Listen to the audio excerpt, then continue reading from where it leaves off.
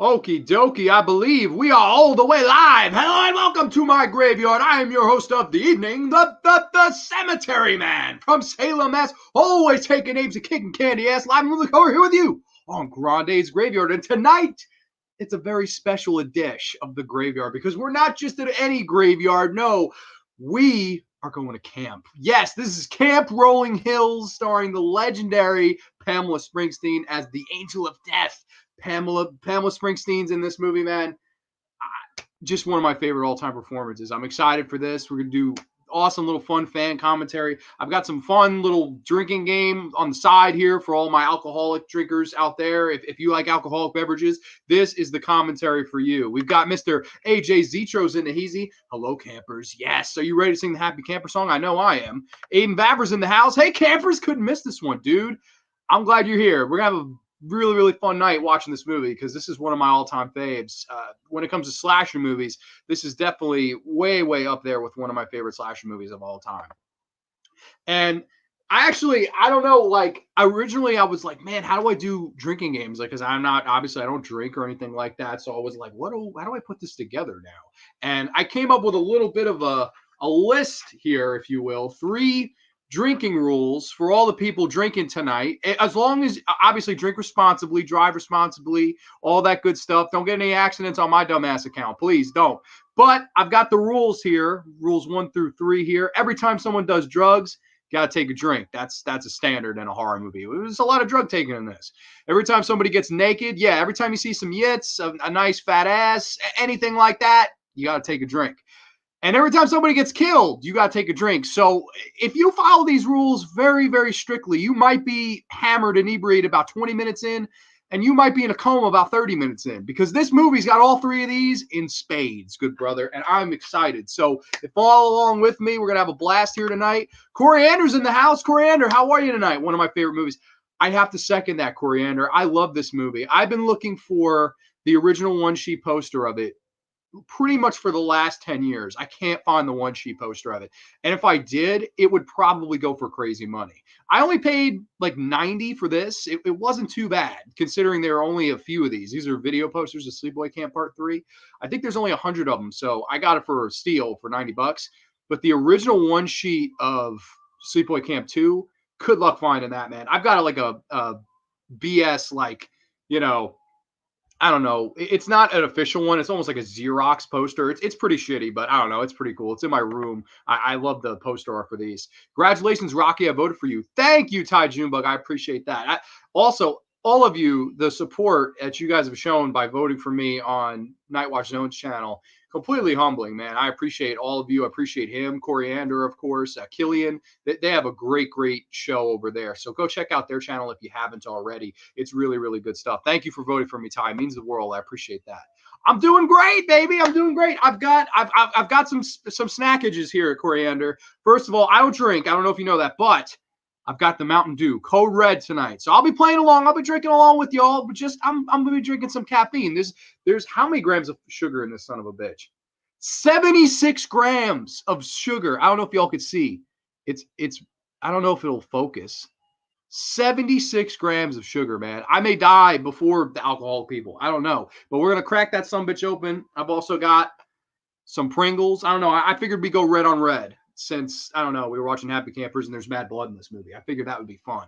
And also on Instagram, there was a nice little poll that I did. I said, which shirt would you like me to wear? This is the shirt that won the poll. This, of course, the Happy Camper tee with Angela, all the dead bodies, and the song. This was, I don't know if you could still get this. This was a Fright Rags shirt that I resurrected actually from their site. Like, you had to vote back in the day for these shirts to come back into print. I voted for this. Of course it did. And I snagged that son of a bitch ASAP. But there's also another one here that this one is another Fright Rag shirt, Sleepaway Camp 2. Bam! Look at that son of a gun. Oh, I've opened up a little bit more there. Angela in the middle looking badass. And then, of course, all the dead skeleton campers around the campfire. Both of these Fright Rag shirts, I don't know. This one I'm pretty sure is out of print. That one you might be able to get for cheap. I think because they overproduced those and they didn't sell as well as these did. So I think you can maybe get your hands on this. Let me know if anybody, picks those up or whatever. I think my good buddy Elm Street Warrior, he has that same shirt, which is really cool. Master of Fear, the graveyard's in session. Hell yeah, the graveyard's in session, brother. Welcome, the Master of Fear. Give me Easter egg shout outs, man. God bless you, man. I appreciate that. Well deserved. Better start writing your expect. Oh, geez. Nah, we can't get cocky. We can't get cocky. We got to be humble. Sugar High. Yeah, hell yeah. We got to get Sugar High. Dude, probably my favorite drink in the whole wide world. I got to say. I drink it so much. Like, this is my water. Like, you know, like, there are like skinny people that have agua, and then there is me who loves Code Red Mountain Dew. This is like my water. I love Code Red, man. Love my shirt. Thank you. I appreciate that very much. U.S. serial killer. Why did you kill so many people? They tell you it's Pringles. Oh my God, yeah, it's true. And you stack them on top of each other. Damn, where did you get those? Fright Rags. Fright Rags. I'm not sure if this one is still in print, but the second one I showed, that one should still be around. Pretty sure that's the case. Pamela Springsteen, swing, lover. One of my favorite performances of all time she gives in this movie. I think she's just excellent. So I've got all that stuff. I've got the snackage, the drinks, the shirts. We've got the old Scream Factory Blu-ray of Sleepaway Camp 2, which also, this goes for bread now. You look for this on Amazon Prime, this Blu-ray. It goes for $230, and that is not including the slipcover. You want the slipcover, you got to pay another $65 minimum on eBay from some fucking jabroni who's just trying to pick your pocket. So that comes out to $300, $300 plus dollars. That's goddamn crazy, man. For these two, there's $300 in my hand, basically. I think that's crazy. I love this movie, but that's absolutely crazy. So it's a shame these went out of print when they did. I know some people picked up on them as soon as I did. I mean, I pre-ordered this and part 3. I'm a huge fan of the entire series, but these two, especially part 2 and part 3, are my favorites. But yeah, no, I picked this one up and I was like, yeah, man, this is crazy. Now this is like a valuable horror item, which is insane, but it is what it is. Yeah, it is. It's probably one of the most expensive out of print Scream Factory Blu-rays there is. It has to be. Pamela Springsteen is fantastic. James Moss in the house. What's going on, good brother? Yeah, I agree. I'm excited to watch her performance. We're going to get started shortly. So like a millennial, you like Mountain Dew Code Red. Where is your pizza boxes? LOL badge. I get I agree. Bad joke in a lot of ways, but at the same time, not entirely false. But yeah, man, I figured this would be a fun one to do. It's one of my favorite movies of all time. Just love this one. And I guess we're going to get underway here. I'll get these comments out of the way first. Monkey Shines in the dark half around 100. I'm glad. Dude, yeah, that's right. And I remember when they announced the dark half was going out of print. And that was like it was like $16, which for them, that's not much considering some of what their Blu-rays go for. So that's good. You got it. You doing okay today? Awesome, man. It's almost Friday. I'm pretty excited personally. And I just figured it'd be a fun night in the graveyard. So without further ado, I guess we can get this bitch started. I've got the old Blu-ray and the Blu-ray player here. Where's my remote? I think I have it underneath the shirt here. Yeah, I do. I've got the old handy dandy 4K remote. We're going to hit play in 3, 2, 1. Hit play film. And we're underway, baby. Sleepaway Camp 2 commentary. I'm stoked. I just tried to finish my goal today. I wrote a chapter in my book today. Oh, nice, man. What are you writing? Autobiography? What are you writing? Amanda Rodriguez in the house. If I call out tomorrow, it's because of you. Dude, we're supposed to get burgers tomorrow. Don't call out on me. Don't call out on me. But I got the drinking rules right here, all right? I don't know if you're watching along. If you are, you might be gone or not conscious or in a coma for drinking about a half hour in. That's very possible to happen. But hang on, because we definitely want to get burgers tomorrow from an organic fucking burger place, which I don't know, it intrigues me. We're around the campfire opening scene. We're gonna pop open the old drinks here. I'm not jumping the shark, baby. I'm not jumping the shark, but we got to get it open. We've got to get ready. Smell that Code Red. The smell of Code Red is fucking amazing. My guy TC with the awesomest, shittiest 80s mullet you'll ever fucking imagine. The hairdos in this movie are incredibly bad. TC's my guy, man.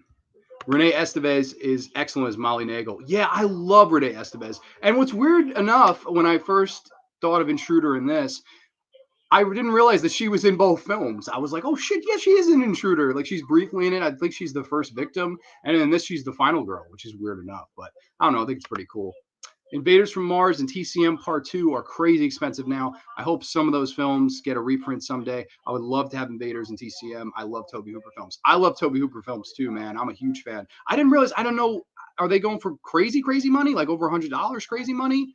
Or I didn't even realize they put out Invaders from Mars. I didn't even know. That's not a movie I've watched too much. It's a spy thriller set in World War I about 3 men who infiltrate Russia during the revolution to rescue Princess Anastasia. Oh, shit. That sounds fucking heavy, man. I love it. Renee is great in this film. Yeah, Renee is great. I like the entire cast. The actor plays TC. I love Valerie Hartman as the fucking over-the-top slutty bitch. Absolutely love Valerie Hartman in this. And I love her yits. We'll be all drinking to Valerie's yits, okay? That's the best part of this movie. I think I should let more people know there will be Easter eggs to other channels in the Carl the Dinosaur videos. So anybody who watches my videos, keep a lookout. Dude, awesome. That is awesome. I know you threw one for me, so I appreciate that. Brian Patrick Clark as TC is brilliant. Yeah, and dude, this haircut, oh man, it's GCC, man. It is good, clean comedy. I love this. Not for nothing, too. I think on the official Sleepaway Camp site, you can get the Camp Rolling Hills generic like sweatshirt thing here that they're all wearing. And man, I gotta get one. That and Camp New Horizons from the third film. I feel like that's just badass. Or Camp Arawak. You can get, I think the Sleepaway Camp official site has all that stuff. Invaders is 100 and TCM2 is around $70.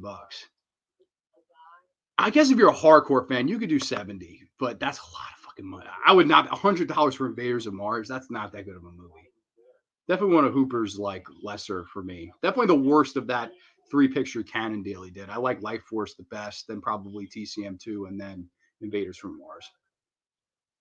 I love this opening monologue where they're all talking about like there's a rumor that she's playing the sun in the Facts of Life, like all this just generic like and just cliche fucking writing here. Fritz Gordon does a great job, and I'm not positive why he wrote these movies under the alias Fritz Gordon, because he did a great job and he really got slasher movies to me. Like this is kind of meta before Scream was meta. And I know that these movies will never get the credit for that. And that's understandable because Scream blew up, this didn't. But I don't know. I kind of think these movies are very ahead of its time. Like especially this in 3 because they're all full of like fun winks and nods to horror movies. Like this, like the thing I always loved about this was this cover art. I mean, how did they not get fucking sued? You've got Freddy's glove, you've got Jason's mask, and the Leatherface chainsaw all on the same poster.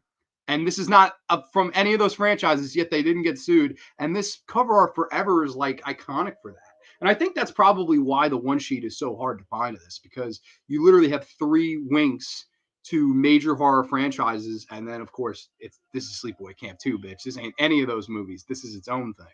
Always thought that was really badass. I would love if anybody knows of anyone who has a one sheet of this, send them my way, because I would go into some serious fucking negotiations to get that one sheet and put it right here, or even I put it here and then put Sleepaway Camp 3 here. That would be badass. Have them side by side. But I'm cool with the April Fool's Day one sheet signed by Amy Steele now. Oh, lock to the skull. All right. And you're gonna get your tongue cut out, bitch. Ooh.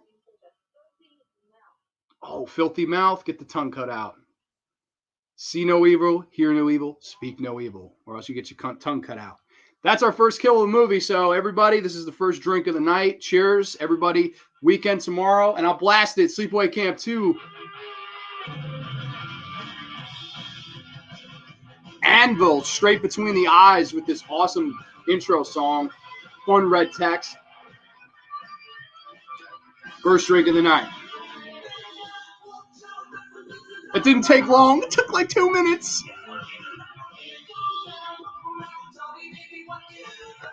What I like about this is quite original. Every Anastasia story is the exact same. We've got it for 100 years. A random person discovered. You find out she's a real princess. Even though we know the outcome that she did not make it out alive, I feel like at this point, the story of Anastasia has kind of become Russian fairy tale. Yeah, you know what? Anything you could do to put a new, twist on it, that's always a good thing. Same You're Not Alone. I love Tobe Hooper. I find Invaders to be weakest Tobe Hooper's films. Love Life Force. Life Force is great. Yeah, we know who the killer is right off the bat, man. That's my girl Angela, looking a lot not as attractive, but man, Pam Springsteen, in my opinion, she's a much better actress than Felicia Rose. But not selling Felicia short, because Felicia Rose, when it comes to the horror community, has done so much for fans, man. She was so nice when we met her in, I think we were in Huntington, and she came to, it was a Sleepaway Camp triple feature, 1, 2, and 3. And she came and signed stuff for fucking free. I swear to God, she signed stuff for free as long as you brought your own stuff. That was the catch. Like, you couldn't buy it from her. Oh shit, we got Yitz. Valerie Hartman's big, fat, white, juicy titties. Cheers. Shit, yeah. I swear, if someone's actually drinking, Amanda, if you're drinking alcohol during this, you literally will die. But like the 30-minute mark, you will be gone. We'll be like, what happened to her? Oh, she's in a coma. And the body count rises. Yeah, totally, man. This one has a huge body count. I believe this one has a kill at least every 4 minutes. Like somebody did the math, that's incredible. I think I like these better than Scream because Scream, I don't know, it just doesn't have that it factor to me. This is to me is like a precursor to what the Scream movies were. But for some reason, they haven't found that cult audience like Scream has. And for some reason, it seems like the first film has way more fans than these two. I don't know. I don't know why that is. I personally like these way better, but I like the first one. I'm sure we'd all agree that you have nice breasts. Oh, Angela's complimenting Valerie Hartman's yits, and this is amazing because I would compliment her too. If I was in the cabin, I would say hell yeah too. That Anvil, yes, dude, that's a kick-ass song. I love that fucking song. Yeah, dude, Felicia Rose, one of the nicest fucking people you could ever imagine. It's a shame because she's the main Sleepaway Camp chick. She does conventions and literally signed it at a show I was at for free. And then you can't get Pam Springsteen to do anything. It's just a shame. It's just, I wish, man. I really wish Pam would do a show. She seems cool, but I don't know. I wish she'd do a con. Oh, we just saw Mary's titties. All right, another drink. This is crazy. Who's gonna see me anyway? The Tit Patrol. Oh shit. I always love that this movie has like these two kids that are like perverts and like take pictures of all these women. It's fucked up. Man, no, don't take shots. Like literally, like when I say a drink, take sips and you'll be okay of like beer. You might survive. I do know this is the second and third one. They asked Pam's big brother to do the soundtrack for the movie, but he was busy on tour. Yeah, of course, he was too fucking busy to help out his sister. It's like the only big movies she ever did. And of course, he didn't help her out. That's a true sibling right there. I always think that was disgusting. Pam Springsteen, Bruce Springsteen. That's me, though. That's just me. I think he's overrated. I don't really like his music that much, but I might be alone in that. Yes, Sleepaway Camp is never going to really get the credit that it deserves for being the first because every time I hear someone say the first to use the self-aware stuff, they always say Scream. No, yeah, that's the thing. That was the first to do it and get popular from it. You know what I mean? These movies, when they came out, they didn't make much noise. They made more noise now, I think, because of the YouTube community and people being like, hey, these movies are actually pretty awesome. If you notice, there's like two camps of fans when it comes to these movies. There's the people that are hardcore for the original, and then there's the people that are really, really hardcore for these two movies. And I like to think that I am like the ringleader for these two movies because I have the one sheet of part 3. I've got the out of print Blu-rays. I'm just a massive mark. I've actually emailed Pam Springsteen a few times and unfortunately never got a response. She has a website. She's like a professional photographer now, which is cool. I'm happy she's doing what she loves doing. I don't know. I really wish she'd fucking just do one convention because I'd be first in line to meet her, man. Don't piss Angela off or she'll kill you. Don't break any morality rules. See, it's funny. We got these drinking rules here. If the people in this movie abided by these rules, they wouldn't have died. Like, literally all of them break at least one or not of all 3 of those rules, man. Young Grandi with the camera. Yeah, dude, that's me. Well, and this is really different for me. I've never really written a book before, and yet I choose to write Spy Ruler Epic. Yeah, man, you're shooting for the stars for sure. Maybe it's just because I am who I am. I really only like Born USA as far. I don't like Bruce Springsteen at all, to be honest. I think he fucking stinks. I easily prefer the Sleepaway Camp sequels over the original. Yeah, I'm the same way, man. I'm completely on these movies completely. Like, it's not even close for me. The first one is like one of the Friday the 13th rip-offs, like latter 80s, like after 81 that tried to just rip off Friday the 13th. And it's a successful movie. It's not a bad film. But these, I think, are just so much more fun. Like Pamela Springsteen and the song and the over-the-top kills and the, generic over-the-top characters. And this is everything that was good about late 80s to me when it came to horror movies. Pam's about to give her speech. I don't know what to say. Oh, man, this is classic. Blue Ribbon. I was once a camper myself, but it wasn't anything like this. Oh, see, I love in this performance, too, how much it's like the biggest fucking, like, deal to her to be named Counselor of the Week. And you even see that in the sequel, where she's taking out the trash and she visits the back and she just looks and you can see she still misses it. It's great psychology. Like, she really sells the art of being a psychopath. It's Happy Camper Song time, everybody. I'll take a drink for this one. Turn it up. All group high five. Don't forget the hand movements.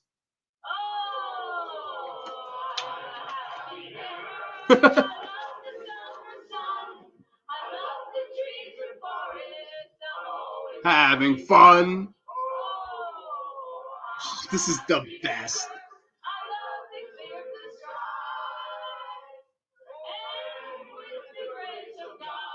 I'll camp until I die. Classic, man. I love everybody laughs that he gets kicked out of his chair. Notice Angela looks concerned. It's just the uber morality. Like, even in a scene like that where everybody, a tease, she's still like, checking on him. I love shit like that. Even the little things like that, they do that stuff. The twin sisters like to get drunk, and I don't drink beer in my life. Yeah, no, the Shit Sisters are classic. They're about to get their asses killed because they like to drink and fuck, which is a pretty big no-no in this movie. Well, if I became a famous director, Rocky, and if I booked us really well maybe I will make sure to pay for a photo session. Oh my God, could you imagine that? A professional photo shoot done by Pam Springsteen of us. That would be mad funny. I would mark out, not gonna lie. I would rather watch the Funhouse 10 times over the original. I really like the Funhouse a lot more than the first Sleepaway Camp 2. I'd have to agree with that. And it's an interesting because it's not really a slasher film, man. It's really not. Sing along time. Shh. Love her. Absolutely love her. I'm curious if Sleepaway Camp 1 would still be popular without the great twist ending. Honestly, no. No, because that's what everybody remembers about that movie. And that's how it's sold to people who haven't seen it.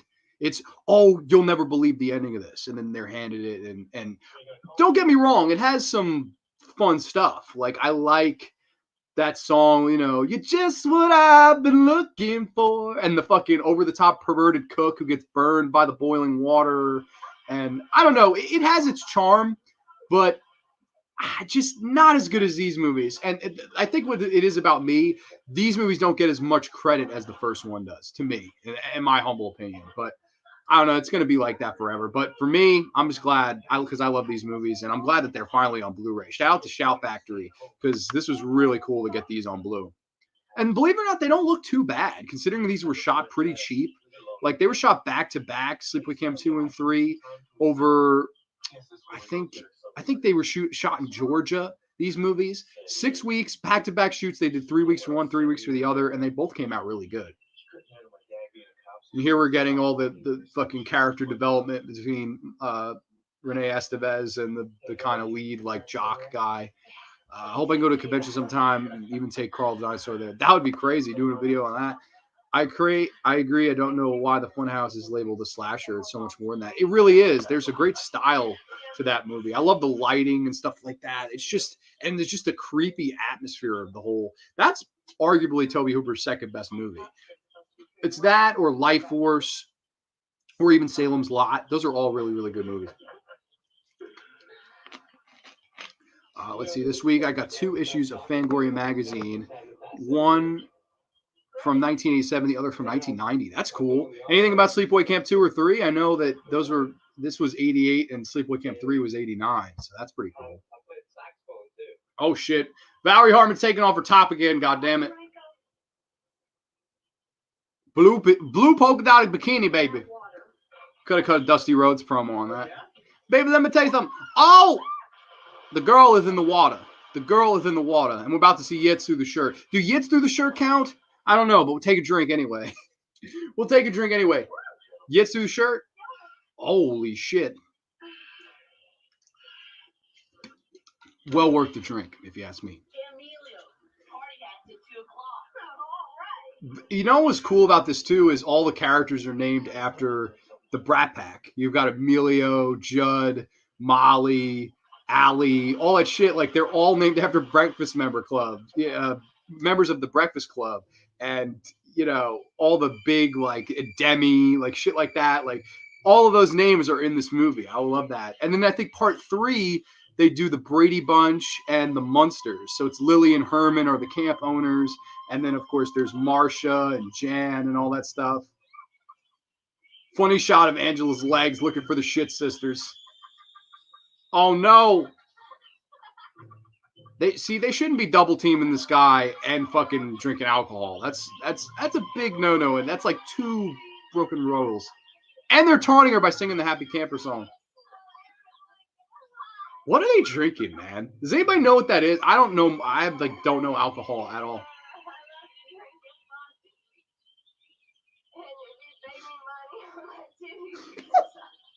I like the Shit Sisters version.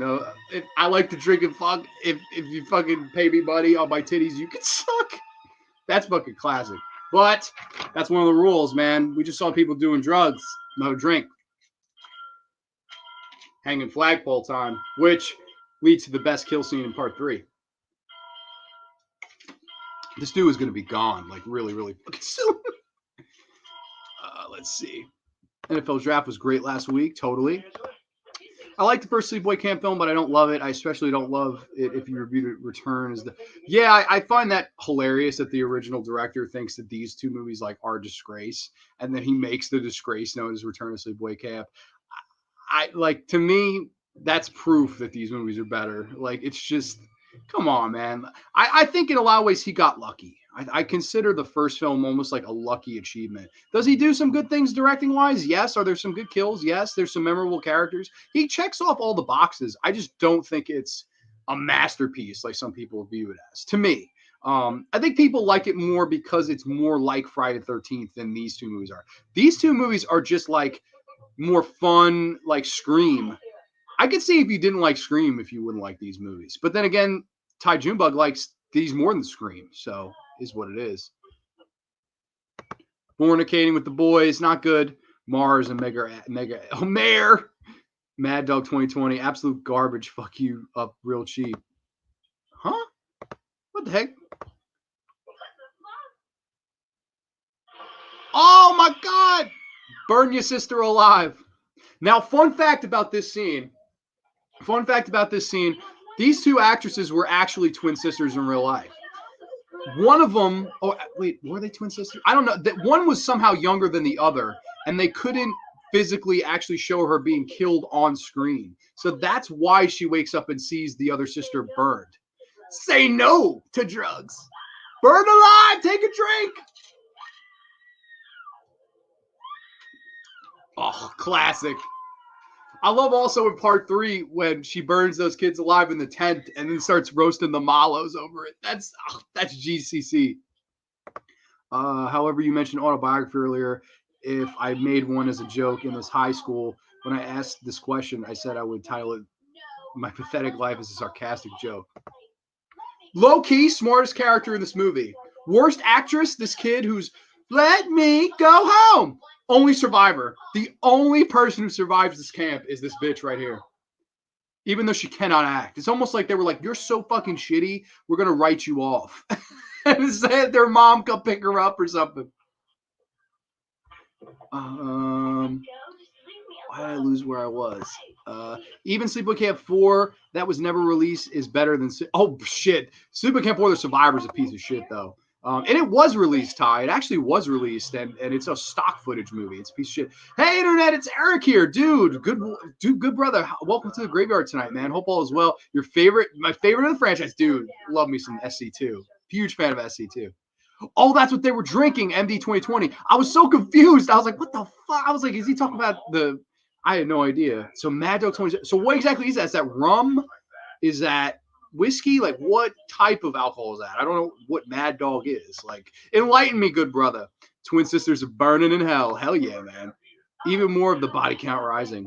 Dude, yeah, I believe the body count in this film is 18.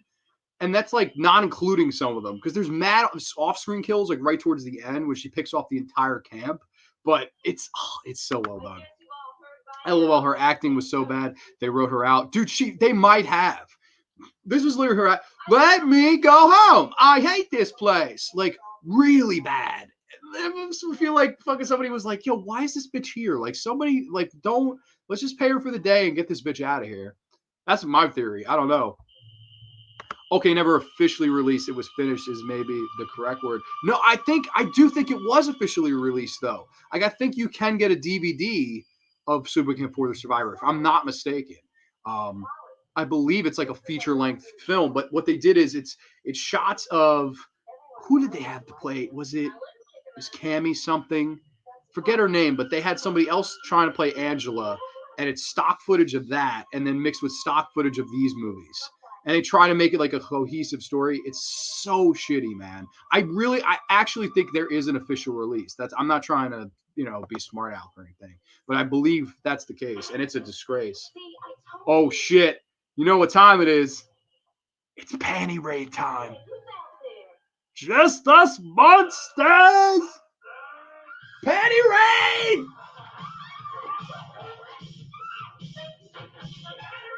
Yes, panty raid, motherfuckers! Steal panties! Viva la Raza! Dude, this makes me want to be like a teenager again and go to camp and do a panty raid. Like, if this doesn't, I don't know what else would. Oh, no! Pam's wrecking the party, dude! Uncle John's gonna hear about this. You're all in big trouble. This guy's face. I love how the one guy wants out the panties on his head. Get out of here. We'll talk back. Talk back to her. They were just having some fun. Get out of here. Oh, shit. Dude, she nails being like the uptight bitch in this so damn well. Like, that's how uptight, like, authority figures are. They're just like that. Get out of here. The Wicked Witch of the West. The Wicked Bitch of the West, bro. That girl was sent home. Yeah, she's the only survivor of the movie, if you think about it. Like, it's actually fucking hilarious. Dude, it's on the shirt, brother. It's on the shirt. The whole song. One of my favorites.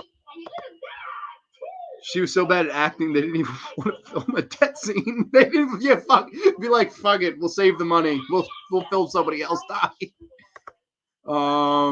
What if Jason Voorhees met Angela Baker? I'd like to think Wedding Bells. Yes, because it's the same mentality. And the thing is with Friday the 13th, they never say. Now there's a jockstrap raid, by the way, which isn't as fun to me. Like, get out, jockstrap raid. Sausage Fest. It ain't no fun. It's fucking the TC shirt, Shannon Bean. Holding these motherfuckers down. Holy shit. But yeah, about Jason, it's funny. It's never really said in any of those movies, oh, I hate, immoral people, whatever.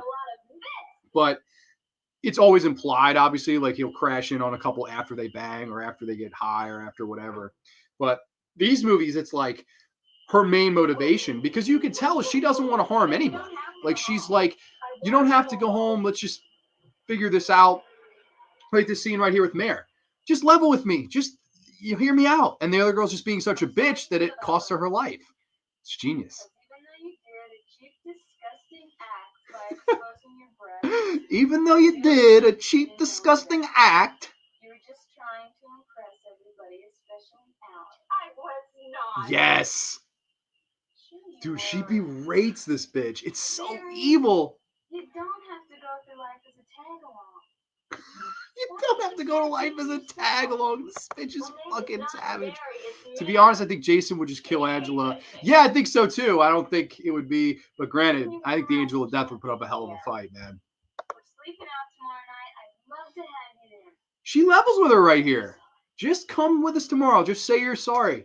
And it's never. Well, you're getting the drill, bitch. Pop out your drinks. She's getting the drill. What are you looking for? A gun? What are you looking for? A gun? Nope. A drill. A drill. Yo, my God. Oh, I love that it's all filmed too. You see the blood just coming on her own face, man. Epic. More corn syrup. Asshole. You guys better not play with your food. I'm gonna towel. I totally need to make a penny raid scene in my Friday 13th script, or is that not PC now? Oh wait, what did Clark Gable say? And Gone with the Wind, Frank, my dear, don't give a damn. Hell yeah, penny raids all the way. I think Angela would have kind of a chance against human Jason, but zombie Jason, no chance. I mean, yeah, you're probably right when you're thinking unbiasedly, but biasedly, I don't know. I'd like to think the Angel of Death would give Jason a run for his money. First three Sleepaway Camp movies still kick ass. Yeah, I love the first three. It's a great trilogy. Here's one. I'll open this to the chat. Better trilogy. These three or the Scream trilogy? Interesting. Personally, I'd pick the upset. I'd go with this trilogy as a whole better. I like 2 and 3 of this way better than Scream 2 and 3. Scream 1 I would put over Sleepaway Camp 1, but these two blow fucking Scream sequels out of the water to me. This and 3 are so much fun. I love how Angela gets so much more frustrated with the campers and their bullshit in part 3. Yeah, part 3 is low-key maybe even better than this just because it's even funnier. Like this one has the classic slasher elements, whereas part 3 is just, it's almost like a comedy at times. Like how fucking, like you think the characters in this are over the top. Watch part 3, man. It's so politically incorrect. Like, and that's why I love part 3. I love all these movies, man. This and part 2. I wish Michael A. Simpson had done more slasher movies. He did a movie called Funland, which is about this killer clown, and he goes kind of insane after he gets laid off. Really, really great movie. It's almost like a really weird precursor to movies like that, what the Joker movie would become to be. Not nearly as good or as serious or whatever, but it's definitely a movie that I've kind of always liked. Driller Killer 2. Oh, yeah, man. Get that fucking Video Nasty popping out, man. Abel Ferreira film, right? I believe the first one was. That's a Driller Killer, man. I've watched that in a long time. Mayor just got her coming up. Yeah. Oh, come on, Devin. All you need is love, and that's Jason. All Jason needs. Yeah, no, totally.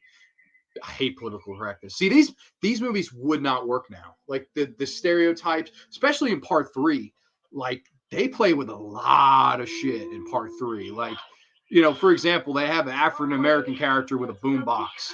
You can't do that now. Like they would literally, I don't know what would happen. They probably protest the film.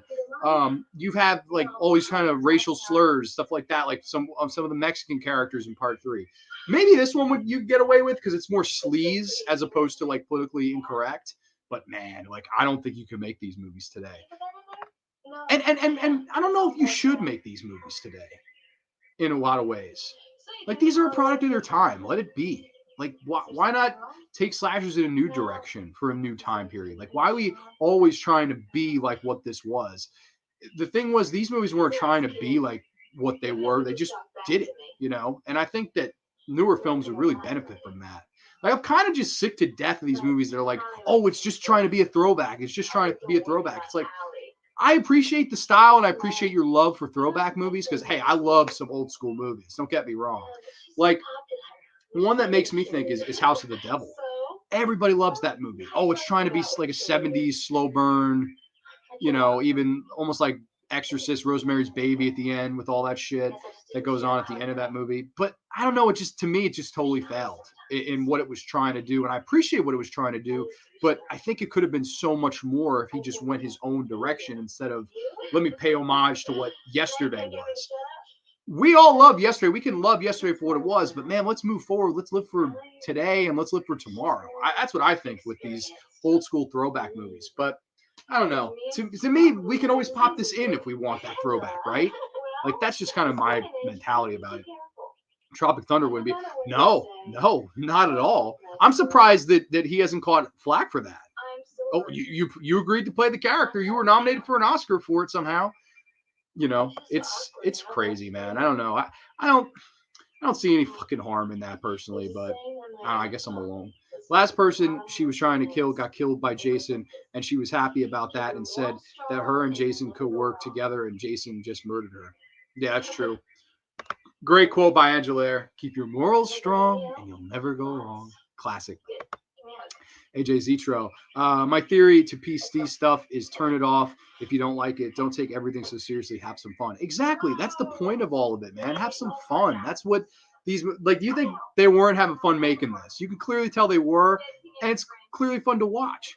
Believe me, if I get a chance to direct, I would not be a yes man director to protractors, aka producer directors. Yeah, no, absolutely not. The only thing I remember about House of the Devil is a good soundtrack. I love the song. One thing, yeah, no, that's the best part of the movie when she's dancing to that song. And I feel like films like that they come out too much now, like VFW and like hit the brakes on those, man. Like, let's just fucking embrace where we are now. Like, go for it. Like, try to take us in a new direction instead of, oh, we appreciate films from the 80s. Like, I get it. I do too. But, like, just let's hit the brakes on it. Let's do, I don't know. I'm always down for what's new, what's next, you know? I appreciate these movies for what they are, but they were a product of their time. Like, let's move the fuck on. That's one of the reasons why my script for Friday the 13th is a throwback to Friday the 13th, but also a throwback to 80s action movies because Johnny Jarvis returns in one. That's awesome. I know they did in the Never Hike Alone in the Snow thing. Tommy Jarvis shows up, which is pretty badass. Got ACDC 83 album of Switch of the Sea. Badass, man. Love me some ACDC. There's an old saying in history, tomorrow is mystery. Tomorrow's a mystery, but today is a gift. That is why it's called the present. Yeah, exactly. I kind of agree with that quote. And it's a good thing I know some power for a lawyer because before they want to hire me, they got to sign a contract saying that I have the final cut of the film. If you tamper with my film, then I'll sue you. Hell yeah, sue them. Angela has found the naked pictures taken by the legendary Judd and Emilio. Not Estevez and Nelson, but just Judd and Emilio in this. Uncle John's gonna hear. Imagine Judd Nelson and Emilio Estevez playing these kids, like just playing perverted kids at this camp. That would be so fucking funny. Angela's picture in it. Yes. I wonder if Emilio has seen this movie. Like, I would love to know Emilio Estevez's thoughts on this fucking movie. Nice yets. Go ahead and joke. Michael A. Simpson is dead. Yes, I completely agree. I think his psychology and him and Fritz Gordon together make these movies what they are. Like, they really got it. And I think Michael A. Simpson, like, was one of those guys. He just had fun with what he was doing personally. That's what I think. Plus, you really think Friday the 13th would want another lawsuit? Yeah, for real. That's crazy. Flick of the Switch is underrated. Tough getting out of Back in Black Shadow. Yeah, that's true. That's a lot of, I know the big critic on ACDC is all their shit sounds the same. Like, I've heard that so many times. Like, I literally, if I had a nickel for every time. But you're right. That's so true. It's totally in the shadow of that. Nobody ever talks about Flick of the Switch. But I think that's pretty cool that we have a fan of that. I don't care to know Charlie Sheen's opinion about the movie because Charlie Sheen's a piece of shit. I have to agree with that. The Freddy Krueger makeup is donned, and his good buddy has the Jason mask. I love it. So I think that's so fun too that they thought to do that. Like, let's put one in a Freddy costume with the glove, and then we'll put one in a hockey mask, and literally have them come out, and then Angela shows up as Leatherface in a few minutes here. Just absolutely epic. I love every minute of that. I thought that was a really smart and fun. That's how you pay homage. Just to, wink like Leatherface would have won this triple threat kind of thing.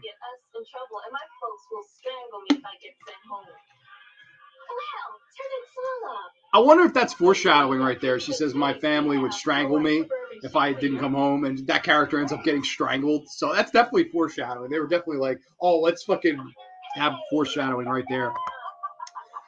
Well, like one of the pans I like is Greta Van Fleet, but people complain as they sound like Led Zeppelin, and I'm like, this is a bad thing. Melted Wax Freddy. Hell yeah. I was Freddy Krueger for Halloween this year. That's awesome. Did anybody ever dress up like Freddy Krueger or Jason Voorhees for Halloween? I actually never ever did. I have like Jason masks and stuff, but I never went as Jason. I was thinking about it at work this year. I was like, I should just walk in with fucking like a fake machete and a Jason mask. That'd be funny. I would love to go as Roy because I love the Part 5 mask. I always love the blue. I think that's just a different look for it. I like that. Also really like the Part 4 mask. Part 4 mask is awesome. Oh, Freddy killing a Sleepaway Camp movie. You gotta love this. Oh, slit the throat. Splat. Big drank. I love how the fucking actor sells this. Oof. Rest in pepperonis, my friend. I was Jason 2 years ago. That's lit, man. That's really, really cool. I definitely, I wish I had one year. I was a bunch of good ones, but never any cool horror characters.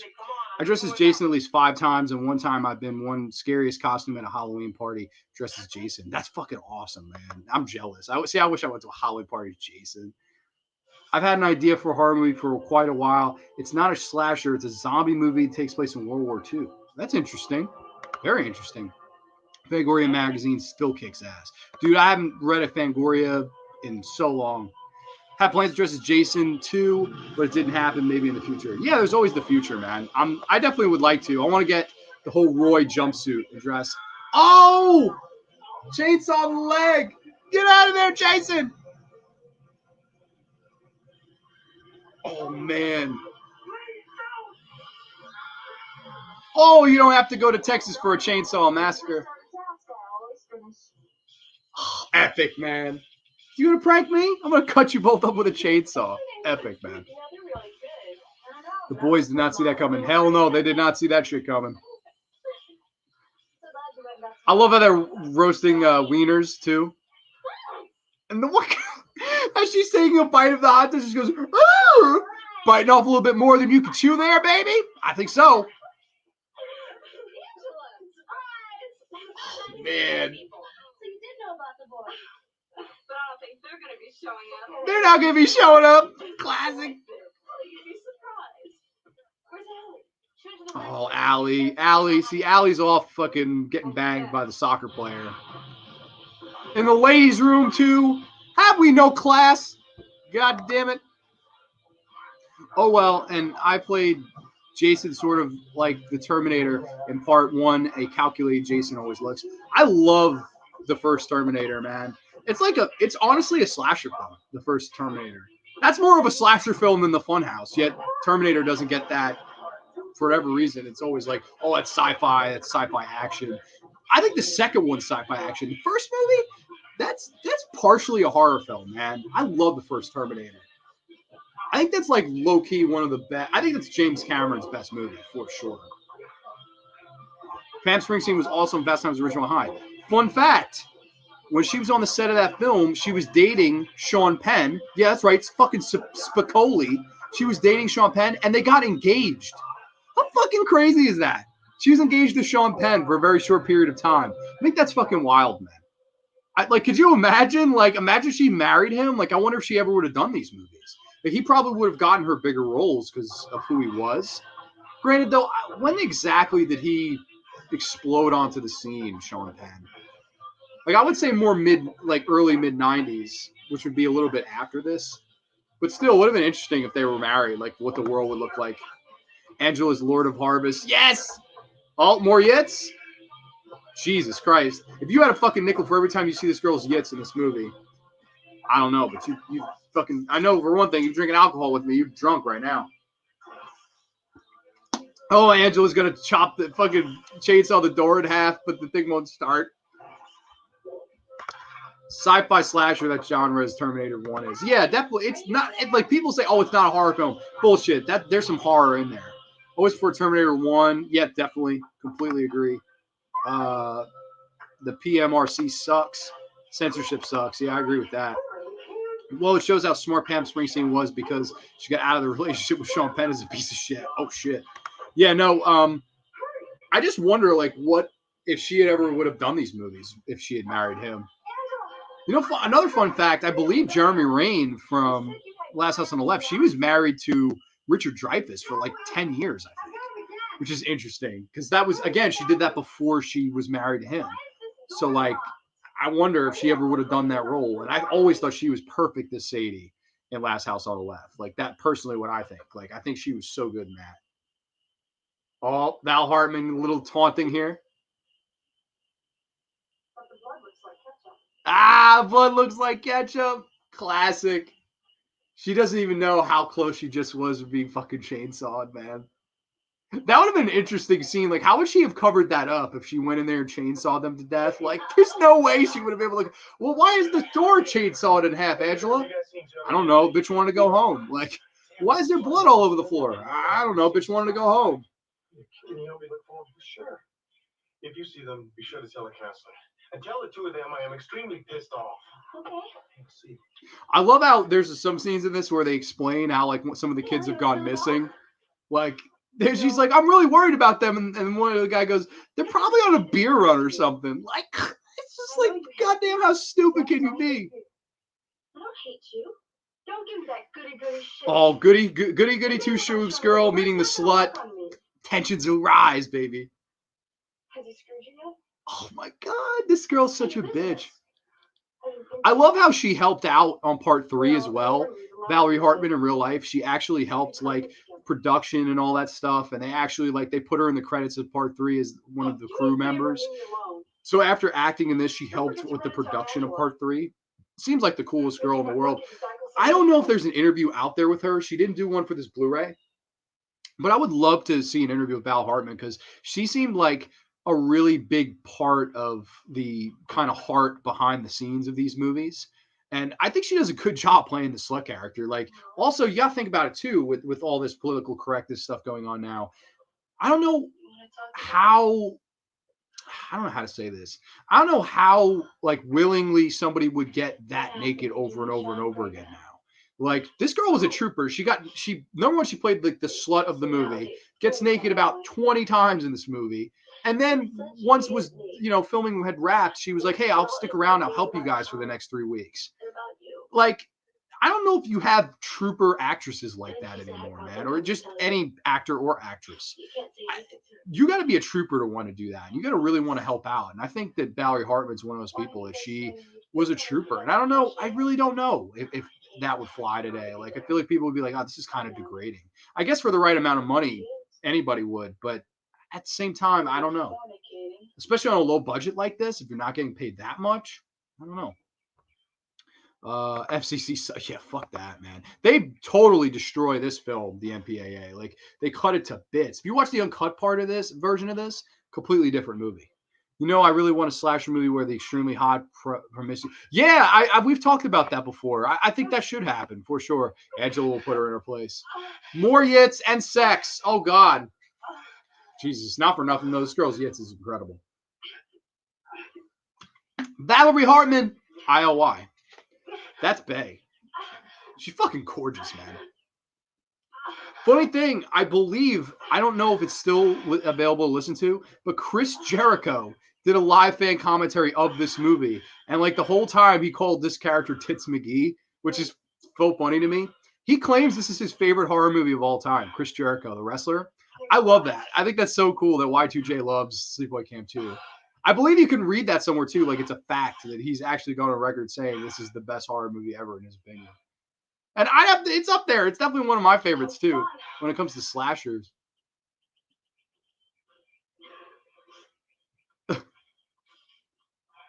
Oh no. My favorite line in the movie. Listen, you don't have AIDS or anything, do you? Who the fuck asks that after the fact? She just gets done fucking this soccer player. She gets up, she goes, she's putting her fucking shirt on. She goes, listen, you don't have AIDS or anything, don't you? Like, what the fuck? Like, who asked that after you just had sex with somebody? Like, what if he says yes? Like, then you're completely fucked. Like, literally and figuratively fucked. You just got fucked, and now you have AIDS? Like, I don't understand who asks that after the fact. Like, if you're worried about that, you ask that shit before you bang the person. Like, oh my God, I love that line, man. Hey, you don't have AIDS or anything, don't you? He's like, what the fuck? No, I don't have AIDS, man. So funny. I would probably tell a lot of my cast members, listen, a lot of you, if you guys are unknown actors, if you help out with the film and you're a total trooper, I promise. Yeah, and I think that's something that warrants a little extra pay. Like, I would say, hey, if I have the extra money I can pay you out of my own pocket, I'll do that. Like, to me, if somebody goes above and beyond, they deserve that. Like, the perfect example of that is if I'm at a restaurant and a waiter or a waitress goes above and beyond in their job, I'll pay you more. I swear to you, I will tip you more because you did above and beyond what you had to do, and you didn't have to do that. And I think that warrants more money. MPAA should burn. Yeah, they have because they should because they heard a lot of films, especially around this time period. Ordered Vixen 1990 album Rev It Up. Oh, badass, man. That's awesome. Yeah, because he's such a huge fan of horror movies. Chris Jericho was one of my choices. Oh, man, could you imagine? That would be so cool, Chris Jericho as Tommy Jarvis. Small group of soldiers land on a mysterious island where Nazis have been experimenting with the dead and bringing them back in horrible ways. Oh, man, that's interesting, too. That's really cool. Or if people go above and beyond to help out, at least buy you a fancy day. Yeah, exactly. You know, like the little things. Show that you appreciate it. Oh, best kill of the movie right here. Oh, knife in the back. Oof.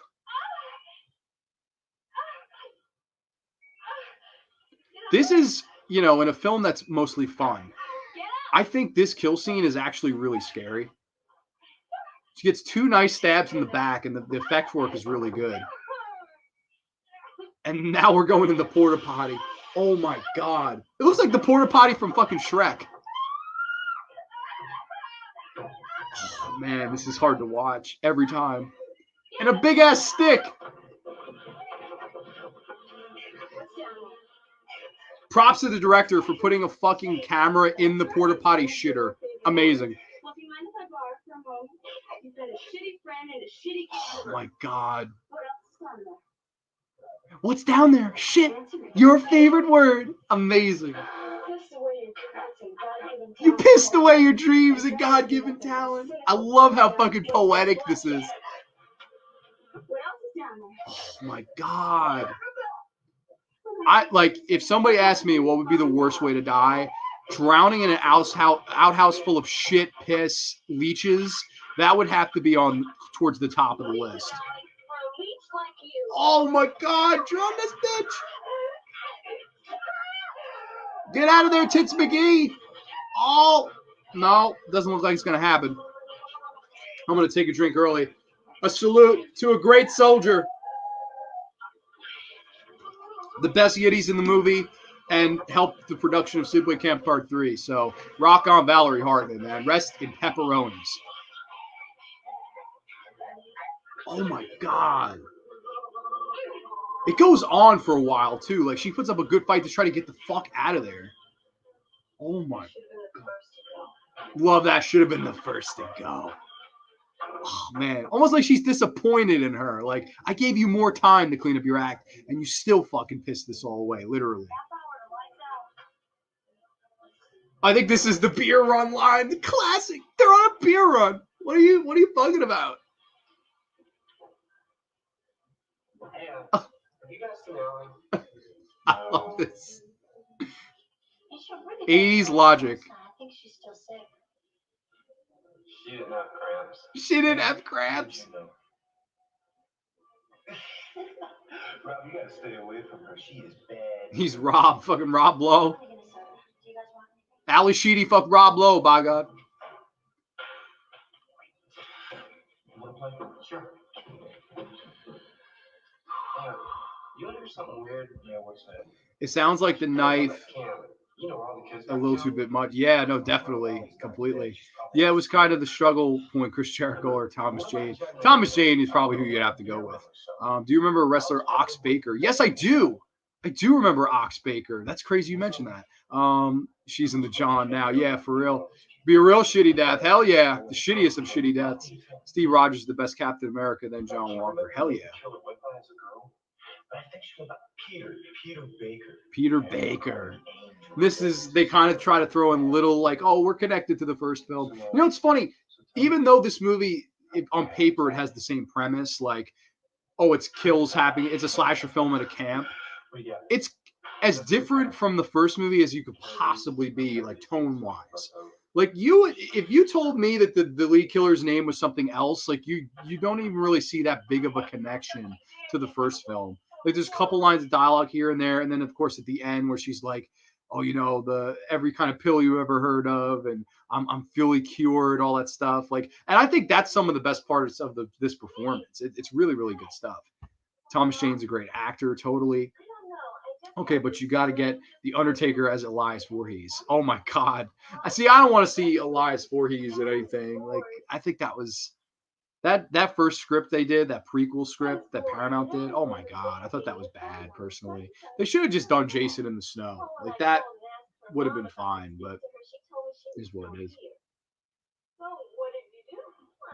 Body language here from Angela is classic. This girl's on the bed saying like, oh, I looked into this, I looked into that, trying to find this person or that person. And Angela just starts closing the windows and the blinds and all this stuff and looking for a murder weapon. Locking the door. Oh, no. And this girl's just still babbling on. I called her mom, and her mom didn't know. She's testing out hangers. Oh, my God. This is good, clean comedy. How dumb could this bitch be, though? You can tell she's not fucking listening to you. Pencil? Nah, pencil's no good. Unless it's sharp. Boombox? Nah, not gonna work. Not gonna cut it. She sleeps around a lot, I think. No shit, she's a slut of this movie. She goes to the brush and then brushes her hair. Classic, man, I love it. Ox Baker was a constant on The Price is Right in 1981 before he was famous. I didn't know that. That's interesting. I agree. I don't want to see. Yeah, no, that's shit. That's so stupid in my opinion. Like, who wants to see that? Imagine a zombie that threw a grenade and it would pick it up and throw it back at you, or a zombie that can use a knife. Oh man, that'd be crazy. Oh, strangle. My parents, if I get sent home, my parents will strangle me. Well, Angela beat them to it. Oh, man, epic. Strangled that bitch to the ground. Oh no, Judd and Amelia gonna play a prank. Oh my God. That's a good way to get your ass killed, man. Never fuck with someone who's as psychotic as Pamela Springsteen is in this movie. You know, it's little things that she does too, like the little nuances of this performance. Like, she doesn't have to do that much to make it work, but she really does make it work. Just the facial expressions and some of the under the radar lines, just great stuff. Whoever locked this door, I'm gonna tell. She's got this bitch half out the window too. She's like, ah, shit, another one. And I like how this one girl says, I didn't do anything, you know. Doesn't matter. She's going to tell. One of my favorite shots of the movie, too, is she hides behind this pink curtain. Little pocket knife, little hunting knife. Epic.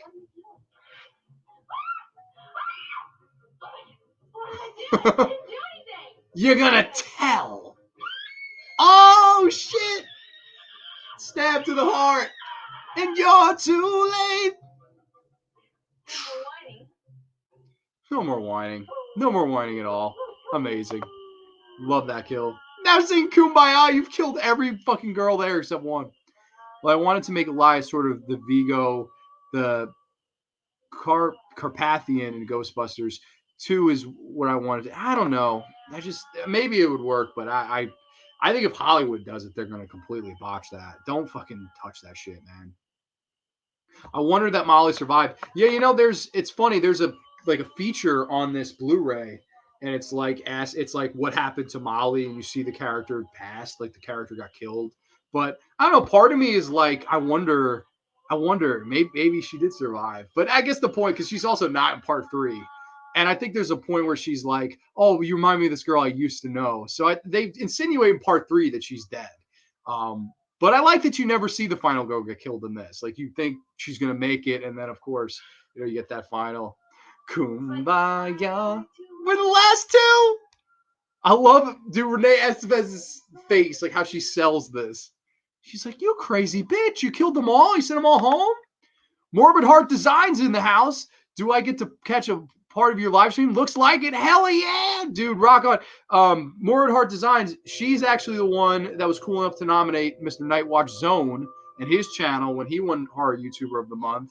And now in turn, he wins and nominates my ass. So without Morbid Heart Designs, I would never have got nominated. So thank you very much. I appreciate it. And I appreciate the sub and I appreciate you joining the Graveyard tonight live on the live stream. We've got some, I don't know how long you're going to stay.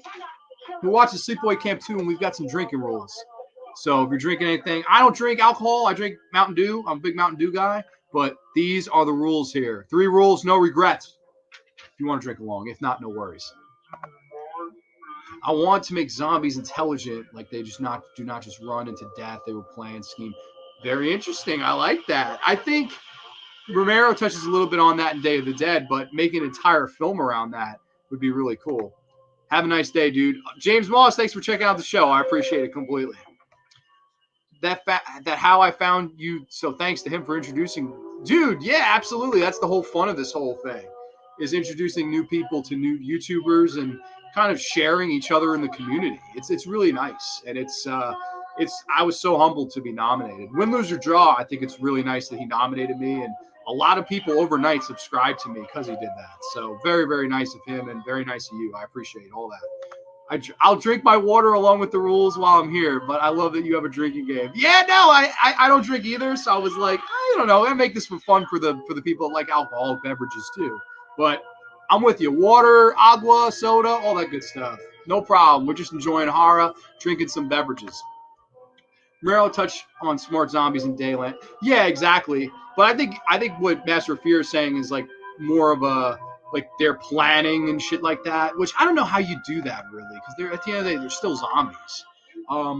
Meeting people has been the highlight for sure. I mean, winning is pretty fucking awesome. Yeah, that's got to be the coolest feeling in the world. If I win, I'll let you know what that feels like. But even if not, I think it's so nice that a few people have subscribed and checked out the channel. Even people I didn't know checked out the channel and then in turn voted for me. I forget her name. I think it's Sarah. I forget the whole. Sarah Loves Horror or something like that. She commented on one of my videos and then voted for me. I was like, I've never even heard of you. That's so nice. Like that you watched my stuff and then went ahead and voted for me, even though I'm a total stranger. Like that means the world. Of course, my people that have been subscribed, they went out and voted for me, and I was appreciative of that. But really nice that a complete stranger would just say, hey, I like your channel. Boom, give me that vote. Appreciate it. It's really, really nice. Let's see. Check out Price is Right, 1981, Ox Baker. All right, I'll give it a look. I've not seen Sleepaway Camp 2, but not sure how that would go after the first. Believe it or not, completely different flick. Completely different. This is as different of a sequel as you can get from that first film. That first film has the tone of the original Friday the 13th and The Burning and Madman, like slashers of that time, the early 80s, where this is the fun, goof, and charm of the latter half of the 80s. And it's a really different animal. It's very meta before Scream was meta too. I don't know. I love these movies. I highly recommend you see the sequels. However, if you're a diehard giant fan of the original movie, you may be let down with these. I know a lot of people that like think part 1 is the almighty, and then they don't like these sequels. That is what it is. I like these sequels way better, personally. I guess Land of the Dead was the closest to zombies going on a mission. Yeah, they pretty much do. Inadvertently, they go on this mission to the biggest, tallest tower and, crash the party of Fiddler's Green. I love that, man. That movie really, when I watched it last time, I was like, this is definitely a lot better than it gets credit for. I think it's just one of those movies that kind of came and went. Like it didn't make that big impact like I think people were thinking it was gonna. And compared to the films around that time, they just overshadowed it. Like Dawn of the Dead, the remake, just overshadowed it. It's a shame. I wonder what we would think of Land if it came out before that zombie rebirth of the early 2000s with like 28 days later and the Dawn of the Dead and Shaun of the Dead, all that stuff. Oops, I skipped one. It was incredible to be nominated and even more so to win. Best of luck. Thank you. I appreciate that. I need all luck of the world, but I appreciate even getting a nom. That means a lot. How I was planning to do it was zombies are like hive mind. Interesting. Hive mind. If it is meta, I may have to watch it. Not a huge fan, but it was a unique thing when it came out. Yeah, no, if you're not a huge fan of the original, you might like these way better because they're completely different. They're a lot of fun. A lot of Breakfast Club references in there. All the cast members, like the characters in the movie, they're named after Breakfast Club members. And there's the song and Pamela Springsteen, who gives one of my favorite performances ever as the Angel of Death. I just think there's a nice charm about this movie and the sequel as well, Sleepaway Camp Part 3. Are they both cheap? Sure. Were they able to go above and beyond like the latter Friday the 13th sequels at this time or even the Freddy sequels? No. But I think there's just some kind of charm that these movies have that I go back and rewatch them a lot. Love the characters too. I think Michael A. Simpson's one of those guys. He just really got horror psychology and Fritz Gordon's writing. It's just great. And the kills are off the charts. There's a kill at least every like 4 minutes in this movie. Really, really fun. Like the classic slasher formula of boobs, blood, and mayhem. This movie's got it all. I love Breakfast Club. All right, totally sold. Totally. Yeah, if you do watch it, let me know what you think because this is one of my favorites. Absolutely. I really think Universal screwed that film. They did a crappy job. Yes, they did. They totally screwed him. They gave him the money, but they didn't really give him their faith. I think that's the biggest problem with that movie. It doesn't feel like there's much hope behind it. It's like, we'll give him money. Let's see what he can do. Like there's no enthusiasm by the producers or that studio of being behind that film to me. We're, of course, towards the climax of this movie right here. They're in the outside of the cabin. Oh, God. It's crazy how much Renee Estevez looks like Emilio Estevez. She's in this, by the way, Morbid Heart Designs. Renee Estevez, the sister of Emilio. She's like the lead final girl in this, which is pretty cool. So great for a bad day at work film. Yeah, definitely. Completely. What's that smell? Oh, dead bodies. They're all on my shirt. The dead body cabin. Amazing. See, it's funny. In high def, some of these, like, you could clearly tell the effects, like, aren't the greatest. Oh, stick off. Oh, my God. Should beat the shit out of him, man. Don't want to hurt you. Where did they go? See, I love this whole finale in the cabin. I think it's just absolutely fantastic. Angela is about to get her ass kicked. Number one, it's a really eerie setting with all the dead bodies of their friends around them.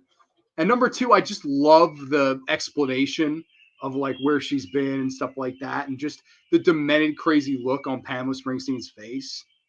And like I like that she mentioned something about French. She's like, oh, I wish they could find a way to make French fries healthy. Like that's my favorite food in the whole wide world. I always like to read the ingredients before I buy anything. Oh my You'd be God. surprised what they put in food these days. I mean, some of that stuff is poison. Such a psychopath. She sells being a psychopath so well, man. They haven't figured out a way to make French fries nutritious.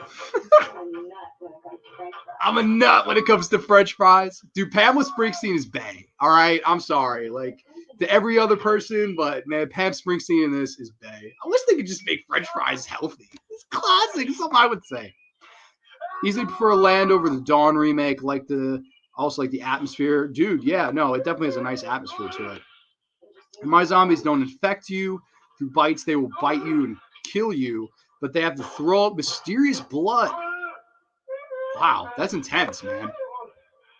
Funny for no, it's amazing that they got her. I wonder if Emilio's seen this. And of course, the lead, Pamela Springsteen, is Bruce Springsteen's sister.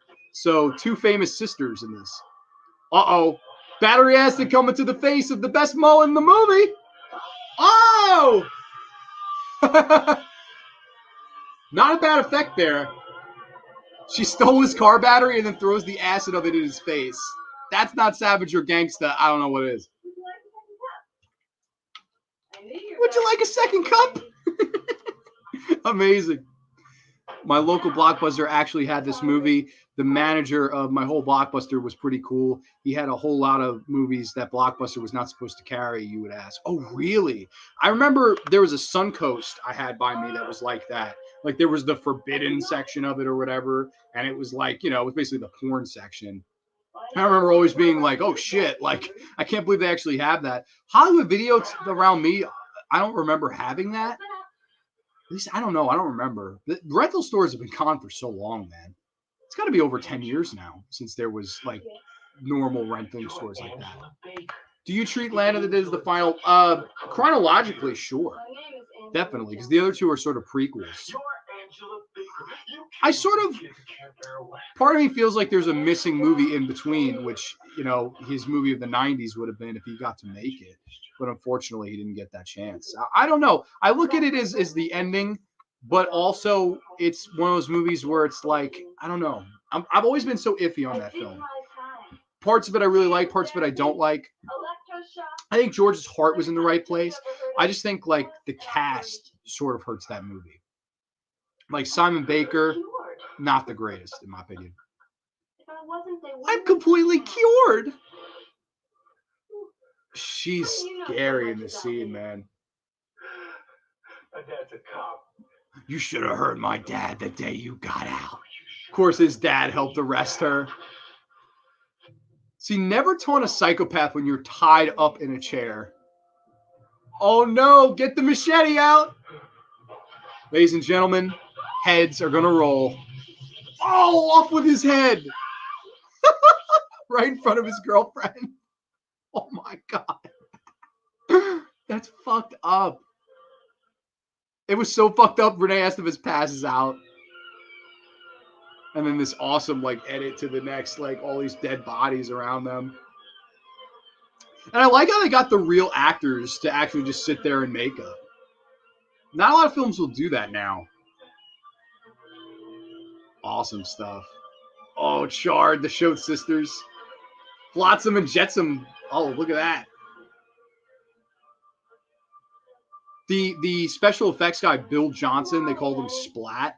He did, granted, he didn't have that much money for this, but man, he had a fun job with it. You could clearly tell he had a fun job doing the effects with this movie.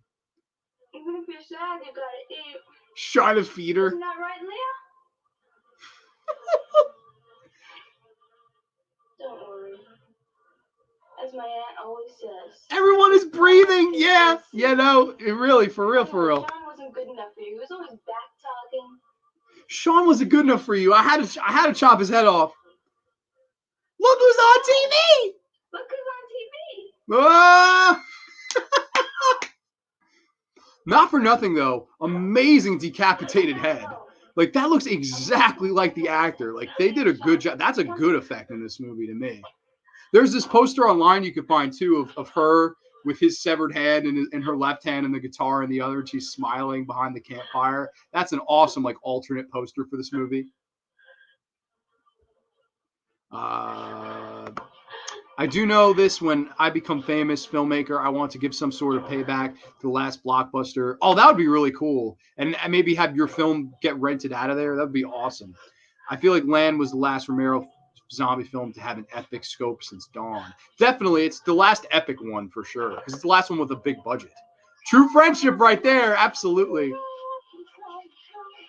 Still singing the Happiest Camper song as she's carrying this headless corpse to the back. I remember watching this with my friends once, and they're not as diehard horror as I am. And the scene where she's untying herself, my friends were like, just pull your hands out. Like they just been sick of the movie. Like I love people that like don't watch horror much. They get so angry at these little things that I watch all the time. I'm like, dude, it's a film. Like take it easy. Like it's a horror film. Like I don't know. People just get so fucking uptight and shit. Well, Renee's pulled herself free. Final girl versus the final villain now. Call Emilio. Get the fuck out of there. Renee was definitely a good final girl in this. She didn't have to do too much. She doesn't have that much to say because it's really Pamela's movie. Oh, hit that bitch in the back. Oh, man, beat the shit out of her with a stick. Need to see this even more. It seems like it has a nice level of dark comedy. Yes, this is as dark as horror comedies get.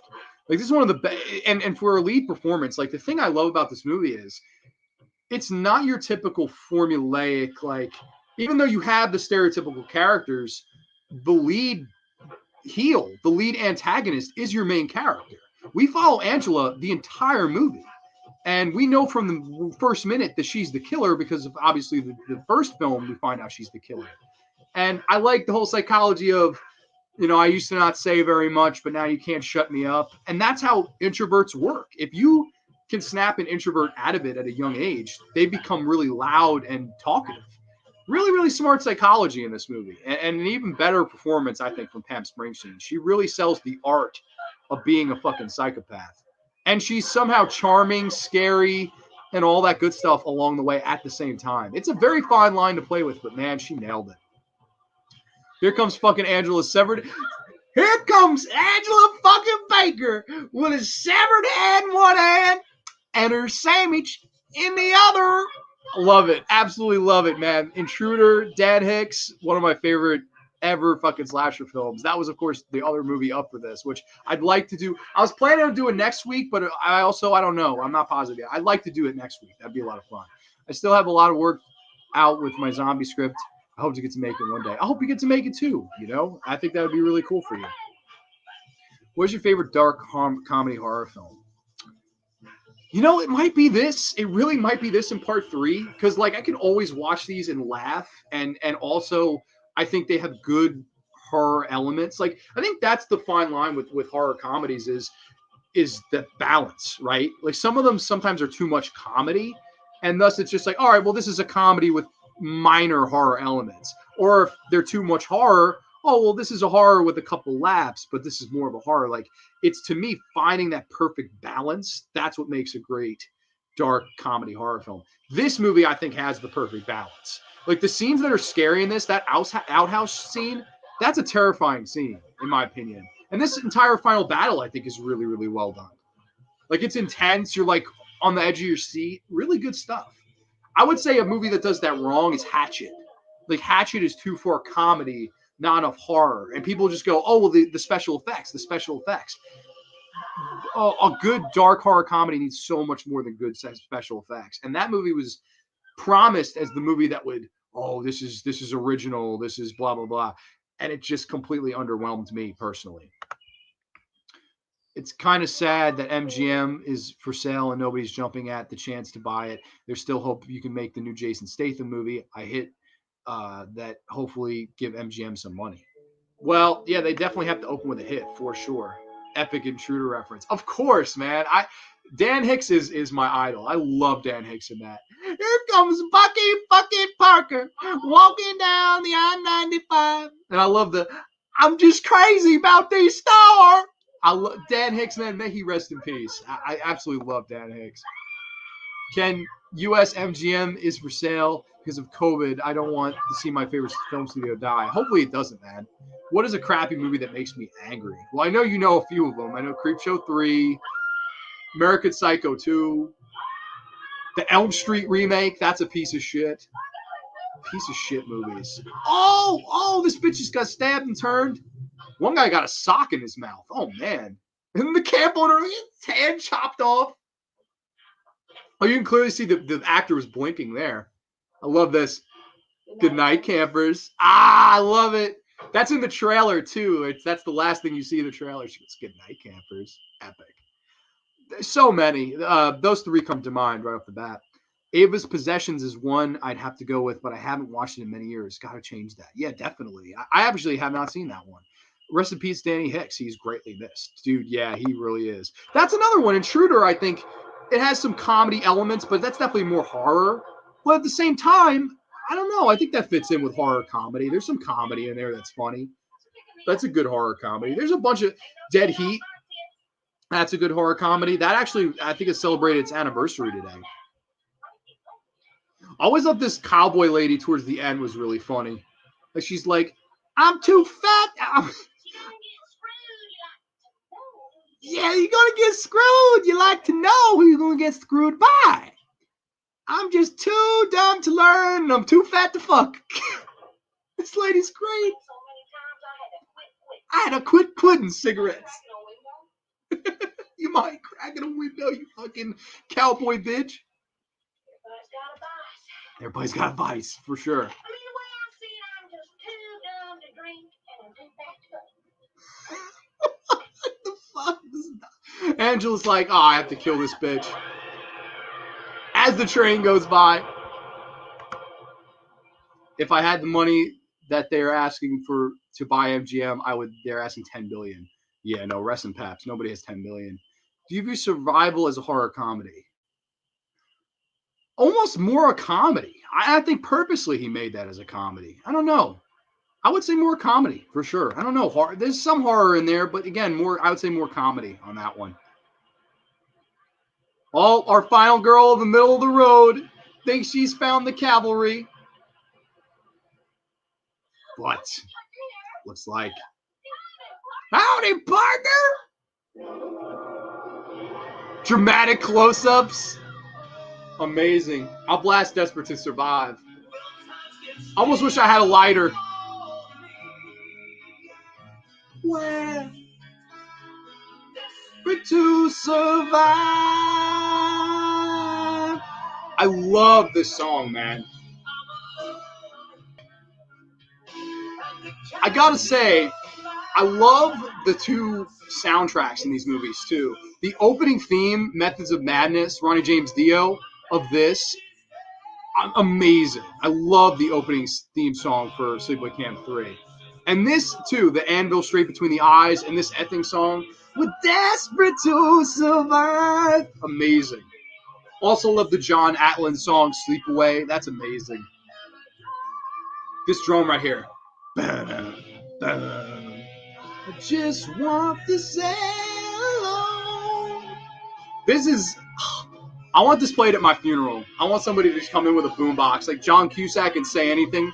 Like throw rocks at the fucking funeral window and blast the song, like while I'm in the grave. I'll be in the grave like this, like fucking with a Mountain Dew in one hand and a can of Pringles in the other. I love this song. It's one of those great like end the night songs too. That's why I like it to end the film with the credits and stuff like that. You really enjoy this movie. You couldn't tell? No, I'm just kidding. But yeah, no, this is one of my favorite movies. I love Sleepaway Camp 2. The one that does it perfectly right. Oh, this is a good horror comedy. April Fool's Day is a good horror comedy to me. And I know the ending pisses everybody off, but that's just kind of the thing. Like, that's the whole...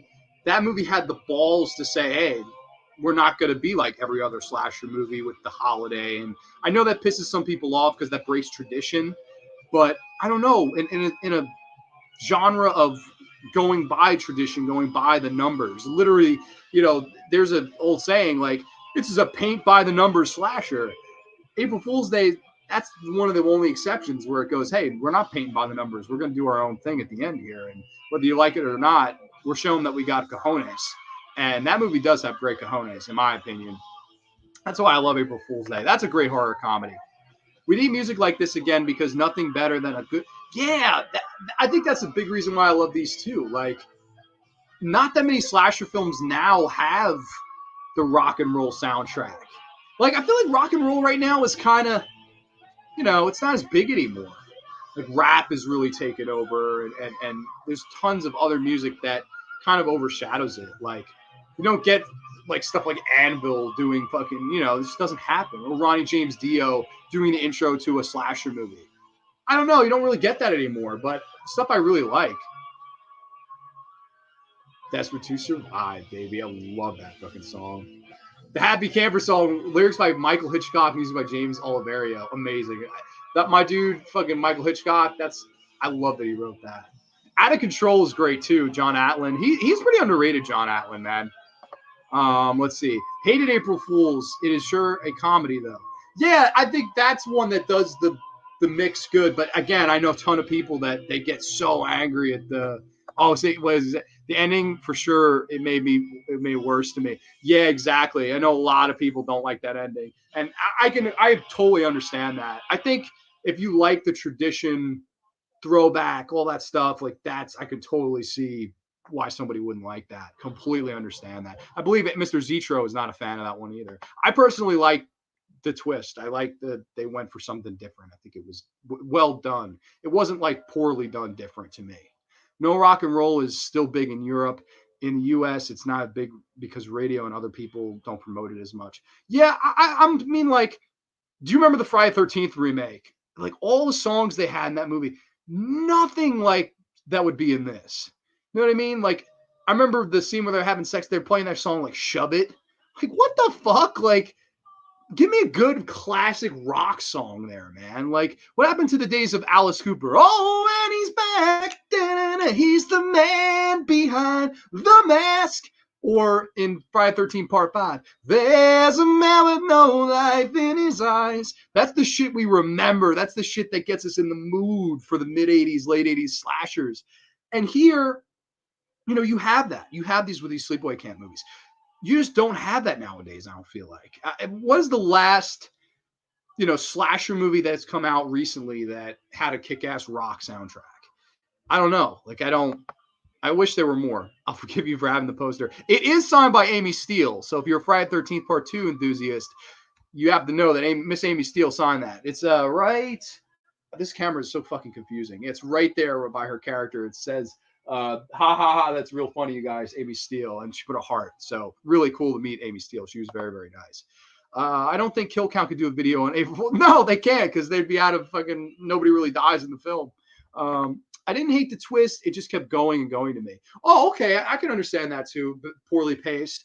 But pacing is a lot in a slasher movie for sure. And in a movie where nobody's being killed, of course, that's hard to do to keep the pace up. But I completely understand that. I know a lot of people don't like the film. I'm definitely in the minority. April Fool's Day has pissed me off for 30 years. Oh, man. Mr. Zitro is pissed about that one. I don't know. I kind of like the movie. I will say one thing. The Blu-ray is bullshit. I will never buy that Blu-ray. That's one that Scream Factory, they can pucker up and kiss my ass.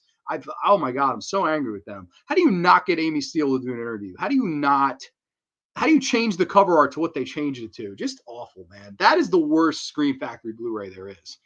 At least the Friday the 13th game that had banned. Yes, it did. I like the Friday the 13th game. That's awesome. Yeah, not big fans of April Fool's Day. King Nigor, my babe. I got King Nigor on a cloudy day. My dude, chilling like a villain. Dude, chilling. I don't know. I've been watching Sleepaway Camp 2. It's over now, but I had a blast watching with everybody. We did drinking rules. It was a lot of fun. On my channel, there's a playlist of a band called Pentagram. That's who did they did the soundtrack for the new Friday the 13th game too, Pentagram. They did a great job with that. My camera confuses me too. I tried to make it up once on a stream using the camera mirror. So it is awkward because I'm always like, oh, I love this movie. And I'm like, oh shit, wait a minute. I meant this movie. Like, it's weird. Like, I don't know why. It's because it's all backwards. Like, I don't know. I hate it. I love it and hate it at the same time. Corey, did you get the tardy slip? Oh, he can always be here. He can be here whenever he wants. The king is here. He dropped his crown. He's here to pick it up. I'm always on time. Yo, I love this kid, man. Corey, I asked Corey last night, and we can open this to the chat.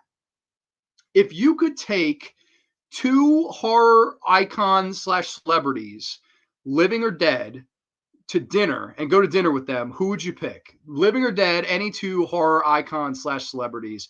Who are you going with, and where are you going to eat? That's Corey, I believe, said the lead actor from Basket Case and a 23-year-old Felicia Rose, and he would go to the Cheesecake Factory, which I thought was an epic answer. Only King Nigor could come up with an answer that awesome. Dude, no worries. You are welcome at any time. No Crazy Links did the music. Oh, I thought Pentagram didn't do any songs for the Friday the 13th game? I thought he did. I thought they did. He did. Yeah, no, I thought they did. Yeah, in company. Christopher Lee and Peter Cushing. Ooh, I like it. Going more Hammer. Okay, so where are you going to eat though? That's the big question. What are you eating with these two Hammer horror legends? I gotta know. I would probably go Pam Springsteen. I love Pam. I would just love to sit and talk with her because no one's ever sat and talked to her about this movie. And like being able to do that would be really cool to me. I would pick her. And weirdly enough, I would love to go eat with Angus Scrim from the Phantasm movies, the tall man. So it'd be me, Pamela Springsteen, and Angus Scrim chilling at a fucking White Castle. Can you imagine that? Can you imagine those three legends, or two legends in the knee, at a table, sharing cherry cokes, popping down some fucking burgers, some sliders. I mean, we're all going to take nice fucking bathroom visits later, but man, those three at the table would be epic. I like that me and King Nigor actually both picked fucking Sleepaway Camp killers. We both picked the actresses that played Angela. Good time. Dude, yeah, no, that was funny as hell. I thought the fact you said Cheesecake Factory nearly killed me. Robert Englund and Guillermo del Toro, I'd have to say pizza because you can't go wrong. Yes, that's true. You cannot go wrong with pizza. And also eating pizza with Freddy after part 4 when he does the whole the meatball on the pizza and the soul and the faces on the meatballs. Help, Freddy's eating the meatball. That'd be pretty cool. I'd hope Robert Englund would bring the glove to eat the pizza with. It's got to be meatball pizza. Let's see. Fulci and Campbell to get tacos. Yes, AJ. Yo, that may one up the Cheesecake Factory one. That is epic. I love that. Fulci and Campbell to get tacos. Man, dude, that sounds like a good time. Bruce Campbell, I've heard, is the funnest person in the world to meet. I've heard he's the nicest guy. And then Fulci would be so cool just because, like, he passed away, I think, in the early 90s. So I don't know anybody that met Lucio Fulci. Like, I think that's so cool. That would be a really, really cool one. I would ask him all day about his horror career and House by the Cemetery and The Beyond and Zombie. And it would just be so cool to pick his brain, especially over some tacos, man. Ash, the king of the fucking dead, and fucking Mr. AJ Zitro at a table eating tacos. Somebody get a fucking camera crew over there. England and Del Toro pizza. Dude, I think that's a great pick for sure. Hitchcock, Romero, Golden Corral. Yeah. Yes. Yo, you got to get like the $9.99 prime beef thing. Like that would be amazing, dude. You got the Master of Suspense and the Godfather of the Dead and the Master of Fear himself chilling eating the Golden Corral. I know your bill will be the cheapest. Golden Corral is cheap, man. That is definitely affordable as fuck. Wife would translate for Fulci. Oh, your wife speaks Italian? I didn't know that. Oh, that'd be awesome. So she can join. I'm just kidding. I'm Italian. I can make Italian jokes. It's just a joke. Not politically incorrect. Deal with it, baby. I would take them to this place, McKelling, South Dakota, called Toby's. It's basically a bar, but they have the best chicken ever. Ooh, fried chicken? I'm a big fried chicken enthusiast, and that would be really cool. Fried chicken with Hammer Horror Legends. I mean, you can't beat that. Dracula, Grandma fucking Tarkin. That's fucking badass. Although I know you're not as big a Star Wars guy. You're saying that in one of your past videos. Angus is going to blow up the bathroom. Oh, my God. Boy, no, I knock on the door. Angus, are you okay in there? And I just hear, boy. He's taking a fucking giant spear shit. That would be epic, man. Only the tall man can take a giant epic spear. No particular place. Okay, fair enough. In face, husband is heating up pizza leftovers right now. Hell yeah. See?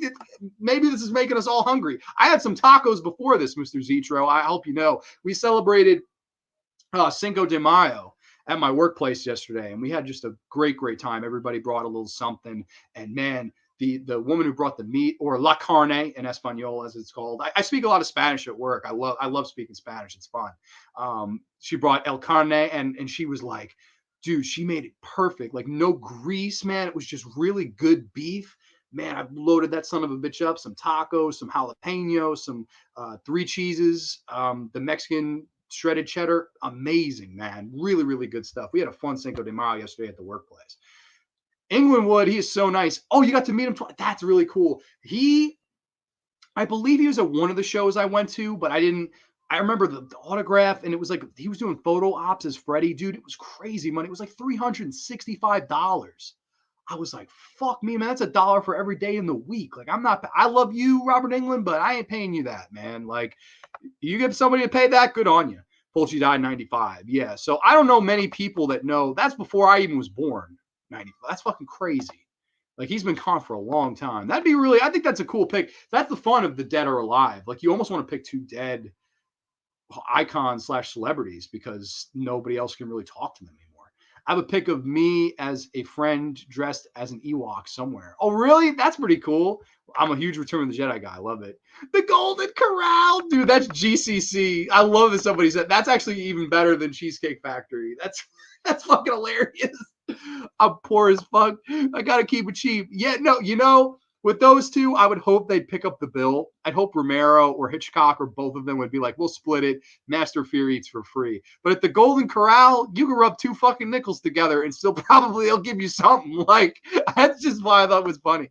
Yes, fried chicken. I'm a huge fried chicken guy, so I think that is a great pick. I'm super hungry, and I'll be taking off to resolve that issue now that my work list is done for the day. Well, good for you. You enjoy your pizza. Take off for the day. Kick back, relax, ease the seat back, and enjoy. I think that's what everybody should be doing. It's also Friday tomorrow, so, my head is already into the weekend, even though I've got work tomorrow. But that shit don't matter. I'm eating lemon pepper wings. Boys, life is bueno. Isn't it? Isn't life bueno? I got to ask, is it lemon pepper wings from Buffalo Wild Wings? Is it that? Lemon pepper wings? I don't know. I love those. I'm also huge, love Parmesan garlic wings. Those are off the chain insane, man. I had a friend of mine who got to meet Joan Jett, and he's tried to flirt with her. Didn't go that well for him because Joan Jett is gay. Oh my God. That's great. Did he know? Why would he flirt with her if he knew? Lemon pepper, dude. Gotta love the lemon pepper. It was great meeting you. Morbid Heart Designs, thank you so much for checking out the graveyard. I appreciate it. Had a really, really great night tonight. Thank you so much for joining. And first live stream, hopefully you join us next week and weeks to come. It was a blast having you on here. Thank you so much. I appreciate it. I would take Toby Hooper and Mario Bava to McDonald's. Yes, dude. Imagine that. I bet you Mario Bava would be like, give me a fucking Happy Meal. And Toby would be like, yeah, I'm fine. Like, he was just like a very like tranquil fucking guy. Like, I feel like he'd just be fine with it, man. Big Macs with fucking Tobe and fucking Mario Bava, though, that's badass. Pizza Hut. I did Pizza Hut wings. Man, I've never had wings from Pizza Hut. I can't say I have. I'm a big BWW. I love Buffalo Wild Wings. Love the Wild Wings. But Pizza Hut, man, how they're good. I don't know. Pizza, I'm kind of on. Same thing with Domino's. Pizza, I kind of always just go for a pizzeria. I guess I'm spoiled that way because I do live in the Big Apple. So we have good pizza here. You know, unbiasedly, I can even say that.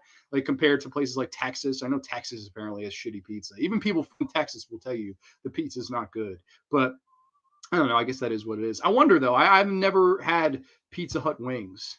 My mission to become the next Stanley, and by that I mean a great writer of superheroes. Well, I think you're going to succeed in your mission. Anything you set your mind to, right? Wingstop is way better than BWW in my opinion. There's no Wingstops by me, unfortunately. There's a Wing Zone by me, but Wingstop, there's none of them by me. At least at least within 50 miles. I don't know of a Wingstop by me. There's a few places that aren't by me that I'd love to. Whataburger is one of them. There's no Whataburgers by me.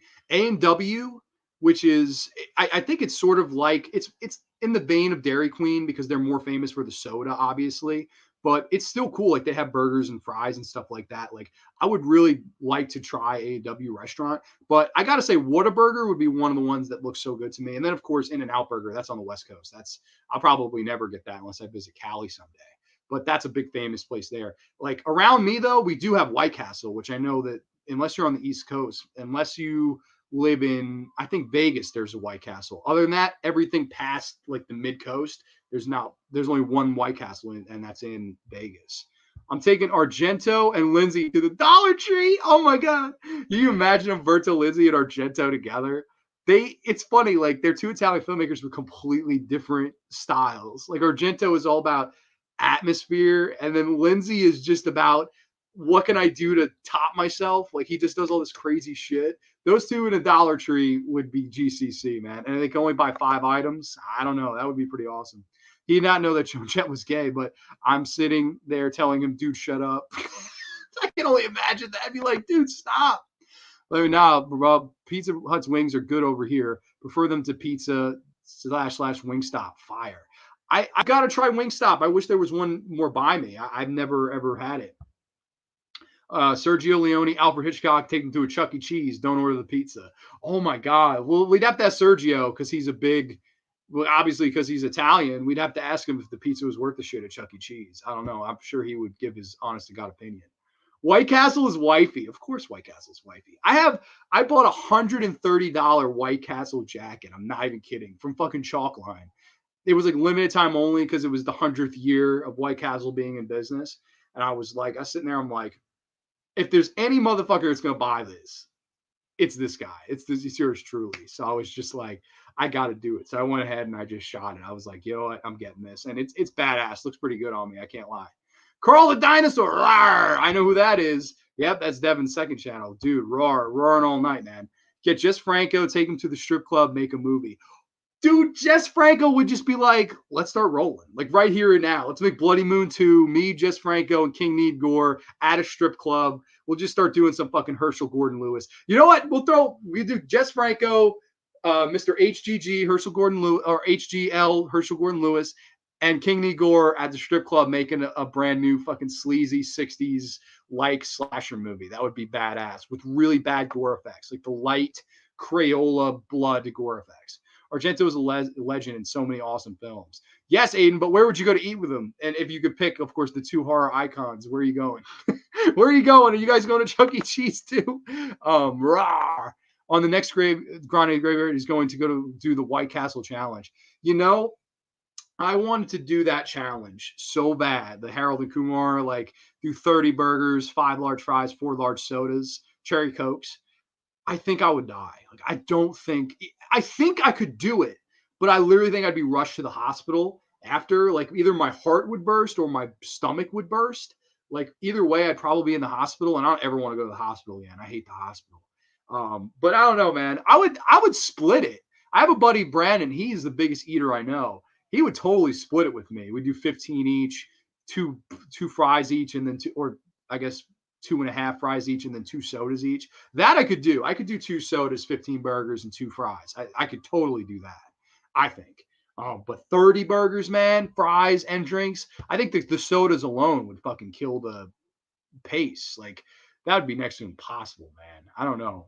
Maybe one of these days. I do love the castle. I don't know. Like, a lot of these people, they do the mukbangs, if you will. I've never done a mukbang, but man, I probably should, because nobody loves fast food like my ass. Like, I'm a huge fast food guy, and I don't know. I should do a mukbang one of these days. It'd be mad funny. I bet you that would be like the video that would blow up. It'd be like, I'm trying to promote horror content. Goddamn, this week blows up for fucking eating White Castle. It'd be amazing. Just do the White Castle challenge, but don't eat too fast. Just plan on not being a long graveyard. Yeah, no, it would be a Grande's graveyard from the shitter. Me and Angus Scrim would be screaming boy from the fucking toilet bowl.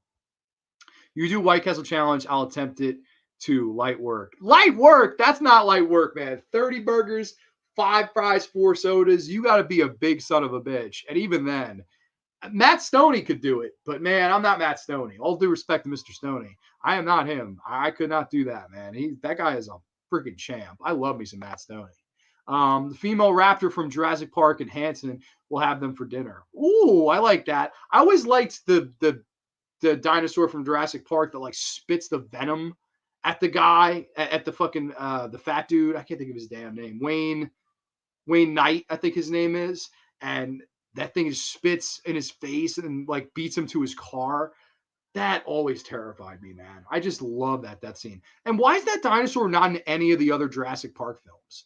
Like, that's to me the scariest dinosaur ever. You know, I always thought that was just so well done, but not anywhere to be found in any of the other films. That's why I think the first Jurassic Park will always be the best. I think it's lightning in a bottle, the first one, with some big some bitches. That's the bottom line, because King Igor said so. Let's see. Get the frozen patties of White Castle burgers, some fries. The only struggle for Diet Coke, because I hate Diet Coke. Well, you could do cherry Coke. You could do regular cherry Coke. That was part of the original. Wayne Newman. I thought it was Wayne Knight. Is there a Wayne Knight? I don't know. Wayne Newman. Okay, yeah, no. Dachshund. We got Dachshund here. Nobody cares. I love that character. I love the first Jurassic Park. I think somewhere over there I have the VHS. That's to this day the only version of it I own. I've never upgraded it. I always love watching that on VHS, because I almost feel like the CGI in high def would look not as good. And on that VHS, it looks like real fucking dinosaurs to me. Like, it's almost scary. And do you think a tornado horror movie could work? Well, I'll tell you one thing, the Shark Tornado movie fucking worked. How many sequels did they make of Sharknado? It's fucking wild. But in all seriousness, answering that question, it's tough, because that would be more of a thriller. I don't know, like, how do you get like atmosphere from a tornado horror movie? Like, it's going to be very hard to do. I think personally what you would do is do like somebody gets trapped in a tornado, like Wizard of Oz, and then like somehow they survive it, and when they get back, like, everything's different. You know what I mean? Like, do like a horror movie version of Wizard of Oz. Instead of landing in the wonderful land of Oz and opening up the door to color, you do the reverse. Maybe you start in color and open up the door to this dark, gritty world. That would be really cool. There's a little movie that nobody fucking talks about that's similar to what I just said. Not completely, but it does have Wizard of Oz reference, and it's called Yellow Brick Road. It came out in like the late 2000s, and it's a really trippy, atmospheric little film. And it's not a film that makes the most sense, but at the same time, it's like really creepy and with its atmosphere and shit. Like, I don't know. I think The Yellow Brick Road's severely underrated. It's not a tornado film, but it definitely has that similarity to what I just said. I'm glad us dinosaurs scared you. You do look like a very good lunch. I look like good lunch? Oh shit, that would stink. Not yes, Newman on Seinfeld. Come on. Oh shit. Jesus Christ. I asked what his last name was, not what his name was on Seinfeld. Jesus Christ, of course. I was like, Wayne Newman. I'm like, is he? I thought it was Wayne Knight. I'm sitting here thinking, I'm like, what the fuck is he talking about? Of course, Newman was. I'm sorry. I'm off the ball. Mr. Zitro, score for 1 for you, score fucking -5 for B. Let's make a slash movie at Gmail Films where the killer's a tornado. Yes, kill a tornado. F5's alive. Dude, Brock Lesnar would have to be in it because that was the name of his finisher, the F5. Well, tornadoes can be caused by storms, so you more built atmosphere with a storm, like a very severe thunderstorm. Yes, I think it would just be so hard to do. Like, think about it, like, number one, you've got to fit feature length. Right then and there, that's tough. Like, yeah, the tornado's coming, but like, how long can you keep that tension hot? Like, I think that would be so hard to do, man. I would have to do it like the tornado comes early. Like you build that payoff early, and then the rest of the movie is like an after effect, and then maybe it ends where the tornado is coming again or something like that. Like, that's how I would do it personally. But I don't know. Hey, if you could keep the tension like that for 90 minutes, good on you. I feel like that would be hard. I really do think that would be hard. No, F5 with a knife. Dude, a tornado with a knife? That would be fucking crazy. Hell yeah. All right, this seems like we want to make this. Ryan Snorter's in the house. What's going on, good brother? Hope all is well with you tonight. Ryan and the Elm Street Warrior, if you follow them on Instagram, they actually did their first show. They're going to be doing a podcast now, and they ranked the Texas Chainsaw Massacre franchise, which I know King Igor just did too. He did each individual Texas Chainsaw Massacre movie review. That's an awesome set of reviews by Corey. You can go check those out whenever. Those are just great videos. And so shout out to Mr. Snyder and Mr. Elm Street Warrior. You guys, I hope you guys did an awesome job tonight. Of course, they went live at the same time as me, so I couldn't watch it live with them, but hopefully I'm going to catch it after this. I'd really like to show them support. So if you do follow them on Instagram, give them a shout out. Tell them Grande sent you. That'd be really cool. Hope the show went well. LMFAO like Birdemic level FX. Picture a CGI tornado quietly stalking people with a butcher knife. See, Corey, you're an evil genius. You and Ty Juno Films either come together and collaborate on this movie. What is the title? Is it going to be F5 with knives? Is that the fucking title of this? Well, tornadoes are formed by a vortex. You slowly build tension with the music, and then you have vortex start to form the funnel. Interesting. Very interesting. Nigor, Junebug, JG, all potential lunches for me, Carl the Dinosaur. Oh, shit. Carl the Dinosaur is coming for y'all. I appreciate the support, man. Elm Street lost the video. Oh, shit. The inaugural video, y'all lost it? Oh, man. Rest in pepperonis. That stinks. Now I can't watch it. Well, I hope it was fun while you guys did it live, at least. So much leather and faces. Oh, yeah. Yo, by the way, did you guys read some of the news on that movie, man? Like, I read somebody saw it, like a test screen of it. And they said it was like the worst one. They were saying all this horrible shit. And you know that movie's doomed since the directors got fired like a week into filming. And they immediately rushed some other jabroni in to fucking finish it. Like, you know that new Texas Chainsaw Massacre movie's going to be a piece of shit.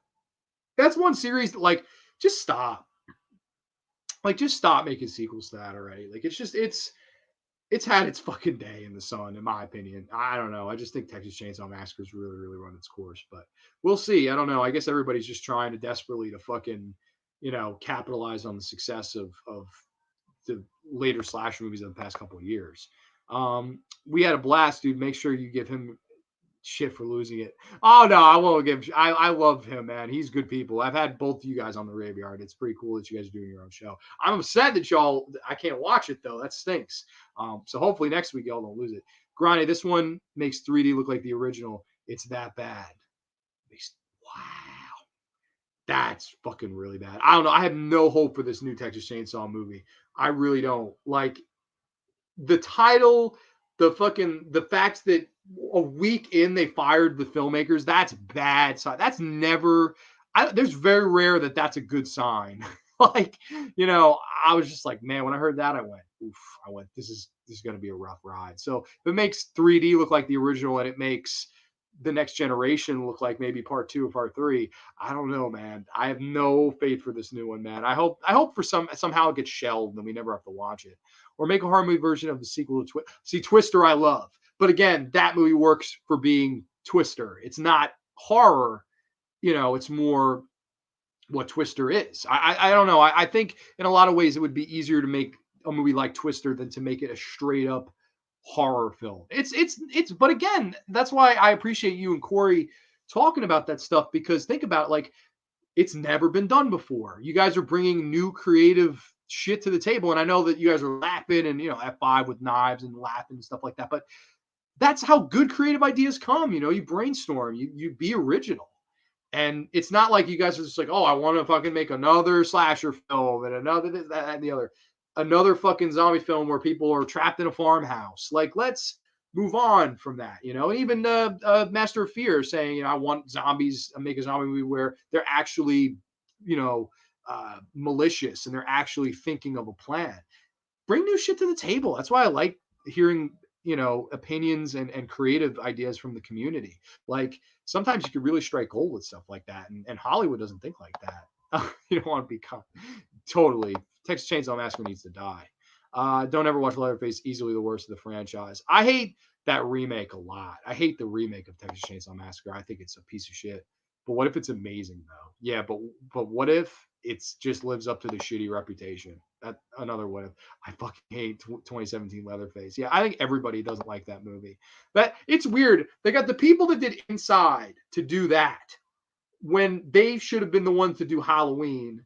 And then they got Rob Zombie, who should have been the one to do Texas Chainsaw Massacre. They got him to do Halloween. Fucking strange. I don't ever understand how that played out, but I mean, it is what it is. Well, it's amazing. Some ways I feel like I'm the next genius of cinema. I think it's fun to just brainstorm like this personally, but I don't know. It doesn't seem like Hollywood's interested in that. It's just like, what can we reboot now? Like, what name can we market and cash in on now? And I hate that mentality. I like let's be creative. Let's fucking make a movie about a fucking killer tornado. Like, that's why I appreciate you guys. I think it's interesting to bring new things to the table and not just fucking rinse and repeat and rinse and repeat. It's just, that's what it's become now. It's just, I don't know. Like, to me, you look at Tobe Hooper and when he made the original Texas Chainsaw Massacre, imagine if they came to him and said, oh, well, Tobe, we appreciate this idea. You want to do Texas Chainsaw Massacre, but we'd rather you remake Dracula. We'd rather you remake Frankenstein. Oh, okay, I'll do it for a lot of money. That's, how do you grow? How do you grow as a fucking filmmaker? They don't let them anymore. They really don't. Like, it's hard for me to shit on a lot of these new up and comers because some of them aren't even given the chance, and the ones that do make it, sometimes all they want to do is reboot something. Oh, the story and the template's there for me. All I have to do is now execute on the film. Easier said than done. I quit editing for the review for it twice. It's cancer to the franchise. Wow, that's pretty bad. You've stopped editing it. Instagram and Say My Name dialogue is brought into the new Chainsaw film. What? Why is the series still going on? And Tobe Hooper has passed on. Dare I say the series has never been the same since. I like 1 and 3 the best. 2, I think, has a charm to it. And I think 4 is so fucking batshit insane that it's entertaining. But after that, it gets dicey. I like the beginning. I think that's like a good, fun, and passable slasher. I like Jordana Brewster, Deora Bard. I like the cast. Arlie Ermey's fun. I don't like that remake. I hate that remake. Leatherface, I wasn't a fan of the 2017 film. And Texas Chainsaw 3D, as dumb as it is, it's charmingly fun. Like, it's more like a movie like this. Like, it's horror comedy somehow. I don't know. Texas Chainsaw 3D has a charm to how shitty it is. Leatherface is freaking garbage. That ending is so freaking stupid. Yeah, no, Leatherface is a piece of shit. I think it's also the most fresh one in people's minds where they're just like, that's the worst one. But I dare to say, man, I hate that fucking. That remake is such a piece of shit. Little buck teeth kid running around. And fucking, you don't have a dinner scene. You have, oh God, don't get me started on that. I hate that remake. Junebug will be my next target. Oh my God. Well, you have to do the return of John Carpenter and Kurt Russell, replacing Bill Paxton to make a digital IMAX 3D tornado movie using James Cameron's Avatar technology. I'm all for that, but we've got to dedicate the film to Mr. Bill Paxton's memory because I love Bill Paxton. May he rest in peace. Always been a huge fan of Frailty, one of the movies he directed. Really good movie. They named the movie Leatherface and legit only showed Leatherface for like 20 seconds just before the end credits. Toilet bowl. That's an end statement right there. Well, it's a good day. My name is not Junebug. Oh, shit. Junebug. He spelt it wrong. I really enjoyed 3D. I know Hooper was a fan of that film.